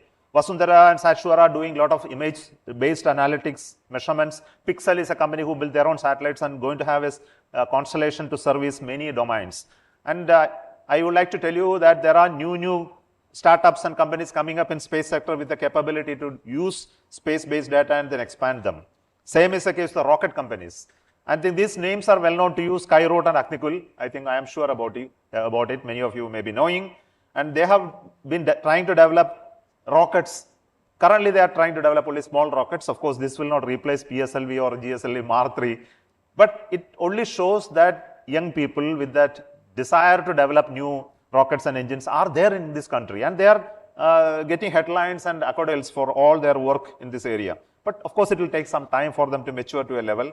And the secret is that ISRO is supporting them. And we are not a competitor to these people. And we make sure that we don't be a competitor, and it's a complementary role that we are playing. Some of the launches that happened, the Skyroot launch, suborbital launch happened. We had an engine test. Aggarwal tested their engine in our facility. And we helped them to test their engine and understand. Many of the satellites that the Pixel, Dhruva and all built, in fact, I personally reviewed the design of the satellite to make sure that they become successful. And this is the different model that we are talking. the national agency become a partner for the private, and we are not competitors, and we want them to succeed. And this is a model that we want to emulate. But we continue to face challenges in various domains in ISRO, especially electronics. I think electronics continue to be a major domain where delays and long gestation periods and manufacturing challenges are created because of the availability of these items. Like composites, it's another big area. And many special materials that we are using in rockets are still, some of them in very small quantities are imported. I think possibly you know that the steels, aluminum, titanium, magnesium, copper, all that is required for rockets are built in India. All high quality materials are built in India. This is something that you must be all proud of. But we still have difficulties in high-end materials. For example, ceramics, sometimes in composites and sometimes in high integrated chips. We look at how to boost the economy of space sector, and we would like you industry people to come into space sector. See how Elon Musk is there in space. We would like to have somebody like that in India to come up. And it's not easy. It's very easy to say, okay, we should create a new Elon Musk here. But then it is not an easy task. One thing that you need to have is a passion, personal passion to work in space. Otherwise, it is not going to be successful. Second is, it is an unforgiving domain that you will face failures. You will face huge challenges. You must have backup to sustain the failures and those challenges. And you should also have a mechanism by which the whole work that you are doing can be converted into a business opportunity. So here, our advice is that you start on application area. Those industries who want to work in space, first create the strong base in applications where there is a huge business. For example, ground equipments manufacturing. Today, you know, most of the satellite-based equipments which are used for ground are imported. It's not made in India. And like you know, the towers, the mobile phone towers, the 4G, 6G, 5G tower and equipments are all imported. It's not made in India. Slowly, things are changing. But we would like to see the space-based services equipments are manufactured in India, and it's a huge market. And we need companies to work on it. We need companies to work on data exploitation. We need companies to work on high throughput data communication networks. And once you consolidate that position and create business there, then you can scale up to building satellites. And once you have enough of satellites are built, then you can scale up to build rockets. But if you start in the reverse direction, business cannot be defined at this moment very confidently. We have been working with industries to make sure substantial work of the manufacturing happens in industry. So I just shown some fabrication percentages, which is very, very important for us. And we have been working to make sure that much of the work is done in industries, and there is a huge benefit out of it. We are looking at how we can transfer much of the technologies and knowledge in ISRO to industries. We have been successful in transferring PSLV production to a consortia led by HAL and L&T. They are going to launch next year. We are transferring the SSLV production technology to industries, for which we have EOI has been invited. The satellite bus technology has already been transferred to 6 companies, and they are already building those satellites. And in the future, whatever rockets that we have, we are ready to transfer the knowledge to industries, and we are only seeking they should be willing to take it, and they should be willing to spend their effort and money to build it in India. And we are transferring the rockets which we have already designed. We would like to make sure that the future rockets are built not by ISRO, by the consortia of private companies and ISRO. I think this is a new model we would like to bring in. And we are also planning to build our future constellation of satellites along with the users and industries. And for which we are in discussion with many companies, industries. My consultants are talking to industries to make sure they are on board in the whole effort. Another interesting thing is about the Gaganyaan. Possibly you know the human space flight is another interesting challenge coming in front of us after the soft landing of Moon. And the next question I face every year is, what is new in ISRO? I would like to tell you it's a goal of sending an Indian to space and bring him back safely, for which we are currently working very hard. And it's a complex engineering problem of putting a few people inside and taking them up in the space and bring them back safely is a very complex problem. And we face huge challenges in terms of engineering. And I want to tell you, there is no help from anybody. This area, you don't get technology, you don't get help. What I get is some literature and some discussion topics and points which I can understand. And we have to engineer everything around that experience. And none of us in ISRO has any experience of flying human beings. Of course, US or Russia never had it before they flew the first human being. But today, we have to work it on this with a very limited budget on how to make this possible. And we are on it. And I want to tell you, we are going to have a very interesting mission called a Crew Escape System Test Mission next month. And this October, we are going to launch it with the crew module, the crew escape system going up, and we will show that it can be recovered in case of an emergency developing in the rocket. And this is the first test that we are going to happen, and this will continue next year or so to make our mission successful. The bigger challenge is to how to keep the astronauts inside very safe, for which we need environmental control and life support system. He has to be supplied with oxygen, the carbon dioxide should be removed, his temperature should be controlled, he should be fed with water, his humidity control, fire suppression, emergency handling, communication, his health and parameter measurements, his wastage disposal, all this comes under this. And we do not have any technology in India to design and develop this. And we are working, in addition to rocket science, these things within ISRO today. We were asked to design it, though we have no experience of doing it, and we are doing it ourselves because there is nobody else available to do it in India. We try to get it from outside the country, but it's not forthcoming, I must tell you, because it's not easily available. So these are the type of challenges that we face when we talk about human space flight. And it has to be done in short periods of time with a very limited budget. And it's something which is very challenging for us, but we are very interested to work on it. And not only that we make human spaceflight possible, we should definitely look at how to make it a continuing program to have human presence in space, Indian presence in space in various ways. Because we see a business opportunity, a technology opportunity, and for a growing nation like us, we need to have space stations, we need to have processing capability of material, we must have research facilities outside the space because it is important for the future. And we are telling government, telling that it is important that we need funding for it, and possible long-term vision has to be created for making this to happen. Of course, Chandrayaan 1 and Chandrayaan 3 are well aware of it. The Aditya mission is all, you are aware of it, and we are very happy.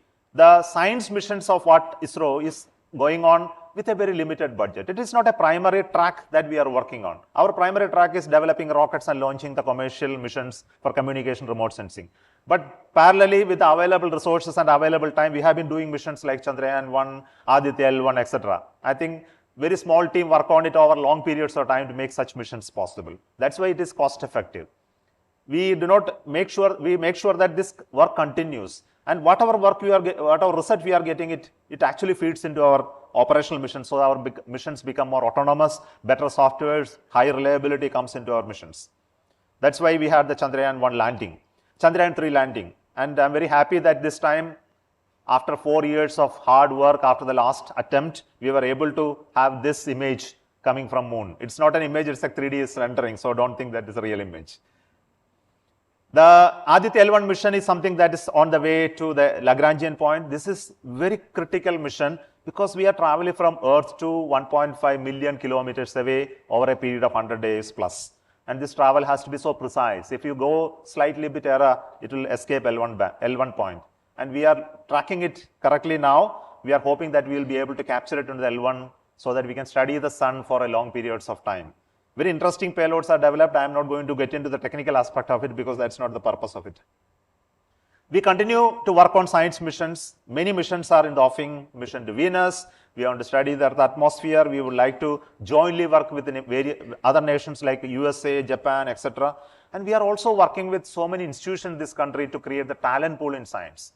ISRO is only builder of the system, but to generate science outcome out of it, we need laboratories in this country, universities, institutions to have great scientists who will make sense out of the data. So this is another big work that we are doing in the background. Possibly you may not know this activity.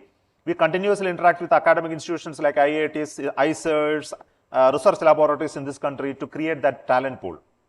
We also collaborate with most of the nations in the world. We have 60 plus MOUs and understandings to work with various nations, and also we work with collaborative programs with most of the nations. So this is something that we continue to work with. We also look at how we can expand the economy. As I mentioned here, I am not going to spend time on it. As I told, there is a huge amount of business opportunity opening up in the space sector. And if you work out with the private entrepreneurs in creating business in space, of course, our scale of our space activity can be substantially increased. And it is not possible for governments to fund all these programs in the future. We make sure that by 2047, when we reach our Amritkal, the share of our economy in space will be substantially higher. And it will come out of the secondary and tertiary effects in space, not by building rockets or satellites, but by building applications, services, manufacturing in India. For this, we are creating the right ecosystem. and we make sure that we become a preferred destination for manufacturing of space system and preferred destination for services from space. Thank you so much. That's all I wanted to tell you.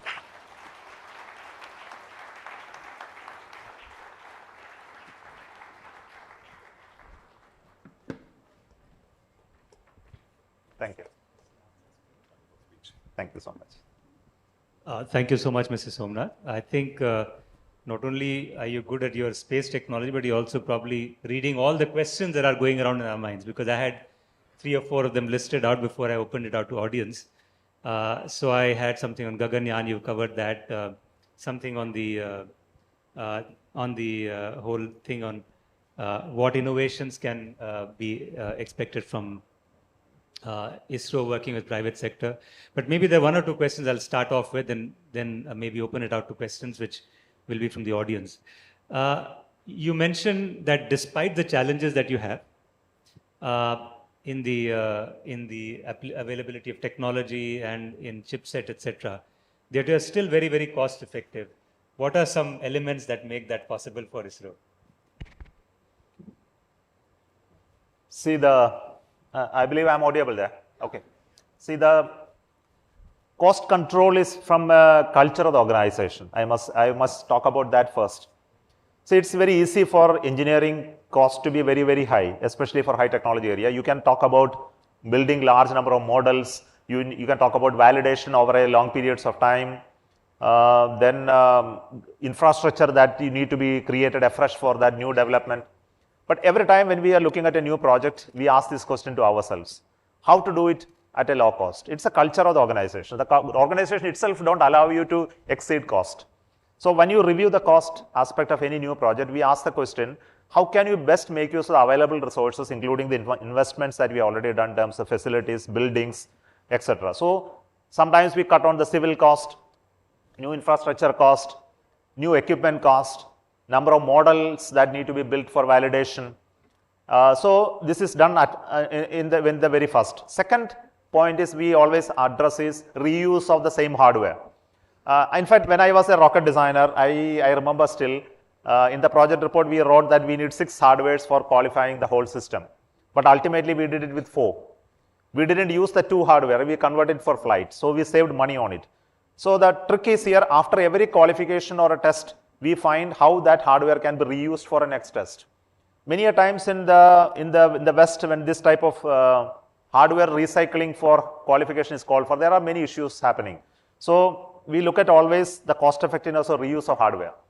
Then lastly is the cost of manufacturing and cost of human resource is actually lower in India compared to anywhere else in the world. In terms of scientific pool, in terms of simulation, overheads, it's actually very low. I can tell you it could be as much as 1/3 of that you could be facing in anywhere in the world. So combining with all these elements, the development costs are generally substantially lower than that could be done elsewhere. But I can tell you the unit cost of anything could not be reduced beyond a point, because material cost cannot be reduced substantially. If you want to look at a high strength aluminum alloy, it costs anywhere same in India or in US or in Europe, it costs the same. You can't change it. If you look at electronic parts, it may turn out to be costlier in India than in Europe and America. So you will finally the electronics cost is actually higher than anywhere else in the world. But overall cost you control, so that your per unit cost, that amortized cost of the investment for development is over the component is also reduced. So you finally end up with a lower cost than that is possible anywhere else. Thank you so much. A lot of learning for all of us to take home. I have a few questions. I'm just facilitating it as the organizers are conscious of making more questions to come in. One from Mrs. Saji Varghese, and I'm just classifying them because a lot to do with the people and culture you spoke about, Mr. Somanath. So from Bharuch Management Association, he's saying, there are a lot of unknown heroes behind ISRO's success from relatively smaller colleges and institutions. How is that being worked out? Then there's one from Mr. Parag from the RMA, who's RMA chairman. He says, how do you motivate individuals when you have large failures in spite of the best efforts of people? And so that's about, how do you motivate people? I'll answer the first question on people who are joining from institutions from small towns and institutions which are not the premier institutions of this country. See, it has to do with many things. One, about the level of capability of the individuals. I don't think that it differs from a person coming from a tier 1 city or tier 3 city. I think the intelligence level of people in this country are very high even in cities or even in villages. I don't think there is a big difference. The difference exists in terms of the exposure that they have to the society. That could be different. The amount of exposure they got in a city compared to in a village could be different. But if you can take a person from a tier 3 institution and put in task, I think the growth rate of the person in terms of his ability, knowledge is substantially higher than I could see from a city dweller. Because the distractions that change a person from concentrating on his work is actually very high for a city dweller than for a villager. This is another very important learning that I have learned from my organization. If I take a person from a humble background, his commitment to excel in life is actually very, very high compared to a person who actually comes from a top-notch institution. The top-notch institution already has certain ideas of life and certain goals of life, which is entirely different from the person who comes from a tier 3, tier 2 situation. So many a times the inspired persons are of that nature. And the whole of the ISRO works on inspiration, not on remuneration. And we have made sure that it is the inspirational element that is kept very high in the organization to make sure people do fantastic work. And by paying more, you are not going to get a great talent. This is very, very clear. Something on the motivation when people face failures in spite of best effort. Yeah, failures are very natural part of this business. See, one of the points that I always say in the organization is you fail only if you work on it. No, those who are keeping idle and advising and perpetuating comments about it are not going to either fail or succeed. They will only speak about it. So I have faced failures in my life. Many a times many things that I put in the rocket have failed. But I never got a criticism from my bosses anytime. They always said, of course, yeah, it failed. You find the reason why it's so and make a correction for it. And we made sure that for all the failures that happened, not a single individual is penalized in my organization. Because no decision is taken by a single individual. Always decisions are taken by collective wisdom. Because we are all clear that one person cannot understand everything. This is very well understood in this business. So we always make sure that collective decisions are taken. So collective decision means that you own the responsibility of failure as well. The management owns the responsibility. It's not fixed on individuals. This is first. So people are courageous enough to take a novel approach or decisions. Otherwise, everybody will move away from taking any risky thing. For example, in this Chandrayaan mission, I could have easily taken a decision not to launch it. This was very easy, okay, and not to make a hop that we did at that time. So which is an unplanned, possibly that after landing that we did once again lifted off it and landed a little bit away. I could have simply taken a decision not to do it because there is always a potential failure in it. So the whole point is that you need to give confidence to people who have the courage to propose new things, and you should support them. And once you do that, you can do wonders in any organization. Thank you so much. There's so much for us to learn from what you're doing. I think there was a question from a professor from IPE, Karuna, but I think it's been answered about leadership trait. You just answered it so beautifully. There are a couple of questions that have come around. Is there opportunity, and this is from Patiala, Mr. Rahul Tayal, he says, is there opportunity for clearing of debris which is being created by all nations for a country like India and for ISRO? And second, there's from Mr. Neerav from Surat Area Management Association. Is ISRO planning to do something of creation of an institute for education programs, opportunities for Indian students wanting to study aerospace or space area? So that's two questions that have come here. Yeah, I'll answer the second question first. We already have an institution under ISRO called Indian Institute of Space Science and Technology. It is operating at Trivandrum. It is an IIT level institution, and the admission is through the IIT JEE prelim, main and prelim marks. And we take only 150 students every year, and they undergo the aerospace, avionics and other space-based education. And 70% of them join ISRO and rest goes to other industries. Today we have almost 1,200 students from that institution working in ISRO. I think it has been working for the last 12 years. It also offers post-graduation, PhD, everything. So it's a 1,000-strong student institution today. And possibly it may expand in the coming days. And we also take students from other places. So it's already there. Second question was about the debris. I think debris is a major issue in this space, especially with the number of satellites growing in the recent past. So here there are no regulations globally on how to not to litter the whole space. So it's a good behavior is only advocated by the United Nations or Committees for Peaceful Use of Water Space, which is again a UN body. We discuss various aspects of this in such bodies, and there are guidelines for nations to follow. But there are nations who don't follow it because it has to do with business and opportunity. Because if you keep a communication satellites till the end of the fuel, you get another 1 year of life, which is huge money. So people don't want to dump the satellite before its end of life. So it naturally die and become a debris. But over a period of time, new regulations are happening.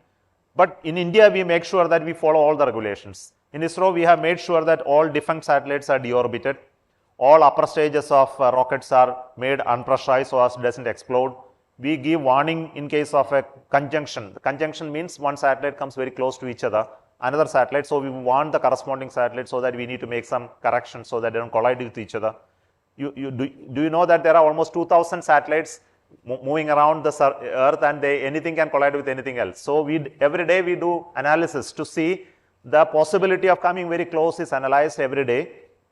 And this data is disseminated all across the world. We have a system called IS4OM, Indian System for Space Monitoring, which is at ISRAC, Bangalore.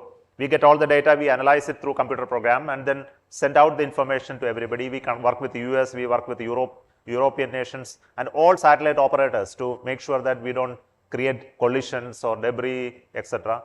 We also work with the tracking systems in ground-based observations. Any object which is bigger than 10 centimeter, you can actually see from ground, and we can catalog, we can measure its movement. And this is a public data which is called the Space Situational Awareness Data, which is publicized. And we allow people to work on it and then create a knowledge around it.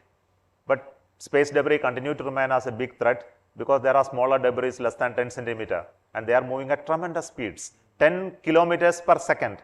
And if a paint flake moving at that speed hit you, you are dead. So it's faster than a bullet. The bullet is maximum 2 kilometers per second. But the satellite parts are moving at 10 or even 20, 30 kilometers per second. So they are tremendous speeds, and it continues to remain as a big threat for the whole of humanity. We need to work on it in the future. Thank you so much, Mr. Somanath. One question from Navsari Management Association, Mr. Rathod. I think this is also something for a lot of young people here and who are watching this program. How do startups or SMEs get in touch with ISRO for understanding where all they can contribute? Very simple. There is a website. You can simply search InSpace, INSPACE. If you just type in that, you will go to InSpace website, or you can go to ISRO website. There you will see an InSpace page where any startup or a company which to work in space can register. Once you register there, your intent or your domain of work in space will be in touch with you. They will help you to guide through the process of working in this domain. They'll come and give a presentation on how to work in this, what are the opportunity. You can download all those data and documents available in InSpace website. Once you register, you become registered partner of InSpace, and they will help you to do that. And their mandate is to help you. Thank you. I think two questions related to your earlier comment. Success of one project like Chandrayaan 3, does it guarantee success in the future, or what are the learnings that you pick up from that? And related to that is, what makes sure that you can continue to be thinking out of the box? I think these are questions which have come from Mr. Arvind and Mr. I don't know the answer for it. Out of the box thinking is a behavior or a culture of any system. And many people have that capability. I think we need to encourage that in an organization. See, if you really watch the management of any organization, you will be surprised to see ideas are killed by the management many a times. I also have seen it. My own ideas were killed by my own management in the organization. So We have to create a conducive environment for ideas to free flow. One of the culture that we have created in our organization is a non-hierarchical structure. So this is very important. Whether I am a chairman of the organization, if a young engineer wants to speak to me, he must be allowed, he must be accessible. One of them is that you create an access of the top leadership by the younger people. The aspirations of the younger people are entirely different in the current generation. We must understand that it doesn't work in the hierarchical way today. So if you can bring in that culture into the organization, young people will feel much more happier. Their views are heard. Of course, all of them cannot be implemented, but at least somebody should hear that. So many a times the generations work in an organization in various ways. For example, if you think that beyond 40 years of age you are going to be an inventor, you are a fool. I think you can never be an inventor once you become old. Real inventors are always at younger age. I think this must be understood by older managers. And you must pick ideas from young people. You must continuously listen to young people. Pick those ideas, convert. But if you want to convert an idea into a product, you need experience. So the right type of mix of organization, like ideas, energy in the younger side, the experience of exposure to the real world, the business opportunity understanding, and then creating. So you need a collection of people of various age group, various exposure in any organization. So once you understand this distribution very clearly and views are heard from various points, then you can do great things. Out-of-box thinking will naturally happen in such a system. Thank you. There are a couple of questions. Many people are looking for planets or areas where humanity can also inhabit. Is that something that you see ISRO or other nations looking at seriously or putting some resources behind it? See, right now technologies don't allow you to travel beyond solar system. So even to go to Mars, it takes 6 months plus. It's not easy for human beings to travel 6 months in a spacecraft in a congested environment, travel 6 months and reach there. Just imagine going out of the solar system and go to an exosolar planet. It takes you hundreds of years sometimes. And today technology has not reached a level for us to do that. So, but doesn't mean that you should not work on it. We know today there are planets which are habitable, like Earth, maybe better than Earth. But for human beings to reach there takes many years. Sometimes after 100 years, new technologies will emerge for us to travel. But we need to continuously work on it. We have to send unmanned probes to them.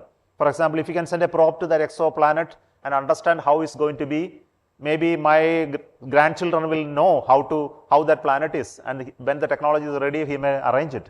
See, today, let's imagine that we are at the beginning of the technology growth. We think that we are already high-tech society. We are not. The human beings started communicating in microwave and RF domain just 100 years back. We were here for last billions of years. Our ability to communicate across wireless communication networks came only just 50, 60, 100 years back. Our ability to make travel from one place to another in rockets came just 70, 60 years back. It's such a fraction of a lifetime of the human's existence on Earth that we are talking now. I don't know what will happen next 200 years. The growth of technology that is going to happen in the next 200, 300 years could be phenomenal, in which that you will wonder that we were talking about such a primitive technology in 2023, going to moon and landing. It was such a silly thing. So it is going to be like that. So our job today is to work on the latest of the technologies at this moment, because that is what is accessible to us, and enable our future generation to work on futuristic technology. So it's important to continue to talk about it, continue to explore it as much as we can. Thank you so much. I think we are kind of running out of time. So thank you for answering so many questions. There is one interesting poem in Hindi written by Mr. Surendra Kumar on Mangalyaan, which he has sent it to you. I won't read it, but I will make sure I hand it over to you because it is addressed to you, sir. And so it appears it was written in 2014 by him. So obviously he's kept it and wanted to hand it over to you. Thank you. And it is now my privilege to request Frank, yourself, to basically give your closing comments for this session, because it's been absolutely amazing to hear and take learnings from Mr. Somanath already. We are on time? Yes. Ladies and gentlemen, what an amazing session. I'm speaking to you today as a friend and as an admirer. I'm a friend of AIMA, We've been working with AIMA for many, many years. It's such a great organization. We are friends, and together we can do many things to help India rise to global eminence. Today we are celebrating the 50th anniversary of your annual convention. So happy birthday to AIMA. Happy birthday to all of you. And ladies and gentlemen, I'm an admirer. I'm in deep admiration, Sritara, what you did. I wouldn't say single-handedly, of course you have a whole team, but you really excel in leadership. You excel also in compassion and doing things and thinking out of the box and really moving mountains. And you brought India to the moon. You brought India to new heights, and you are realizing India's dream. Now, getting to the South Pole of the moon, nobody did this before.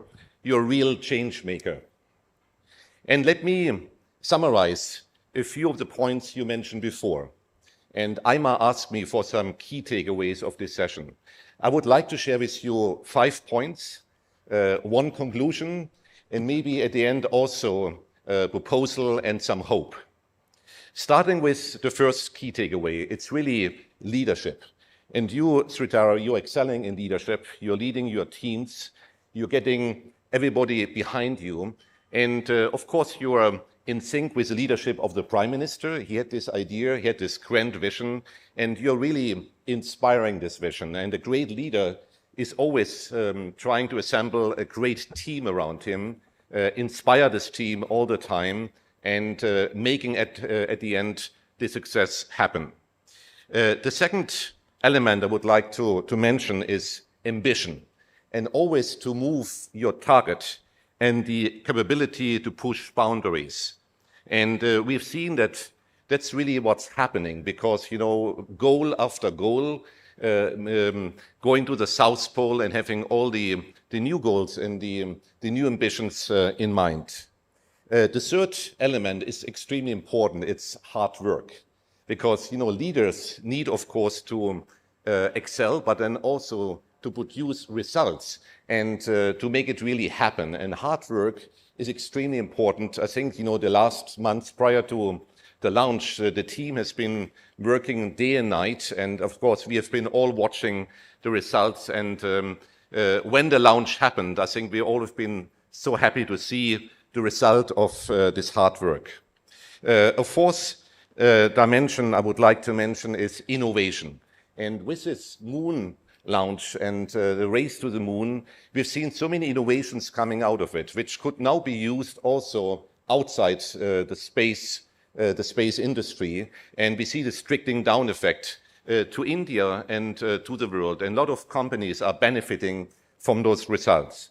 And just to specify, it's not just innovation, it's also frugal innovation, because your budget was very limited, and you use this budget to achieve really something extraordinary. So frugal innovation, and also channeling and nurturing India's deep tech rise, and creating this culture of innovation.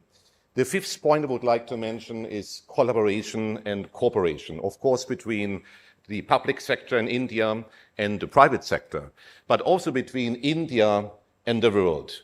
What you achieved, Sritara, is also the spirit of collaboration in the global public interest. It's not just India, but it's the world, because the results now from this mission can be used by the whole world. And I think we need this spirit of collaboration, especially in the difficult times we are living in. Now to a short conclusion, if I may. The conclusion would be that you started with the moon. Now the sun is waiting. I think that's the next big mission. And of course, manned missions to the moon and having whole crews getting up as the next step. So everything is possible. Everything is possible in India. I think it's really India's time happening now, ladies and gentlemen. India is good news. We see it all over. India actually is very good news. And now some hope and a wish at the end. And it's something a bit maybe more political, if I may add this point. We are You've been racing to the moon, but what about racing to New York? In New York, we have the General Assembly of the United Nations, which just happened, and we have 5 permanent members there. They're all actually nations successfully getting to the moon. And I would like to see India to be a member of the Security Council. So far, we got the United States, we got China, we got Russia, we got the UK and France, and India should be the next one. I think you deserve it, and you have been the change maker, you know, behind this grand vision of an India which is embracing the world, in India which is inviting the world to invest and joining hands in the interest of progress of humanity. So thank you so much, ladies and gentlemen. And let's celebrate again Mr. Somanath and the India Space Research Organization. Thank you very much. Thank you for your interesting closing remarks, and amen to that, India joining the Security Council. I second as well as third that proposal. You would love to see India on that committed position. And to do the honors of presenting mementos for this session, may I request Mr. Srinivas Dempo, President AIMA, to please join us on stage.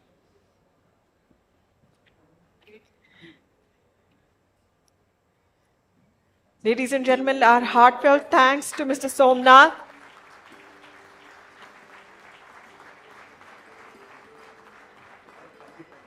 Thank you for your presence here today, sir. We thank Mr. Frank Richter.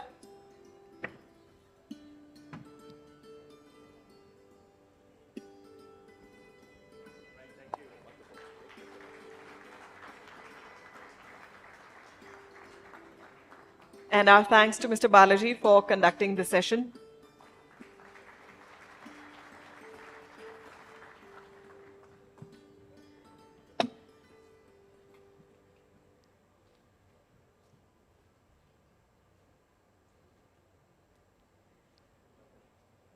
Thank you, Mr. Dempo, for joining us on stage to present the mementos.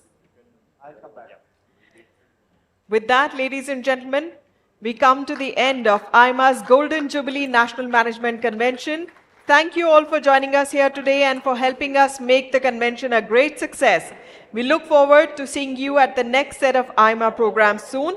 And before we close, we would like to thank once again all our sponsors who have supported us at this convention and made it possible for us to organize it at this larger scale.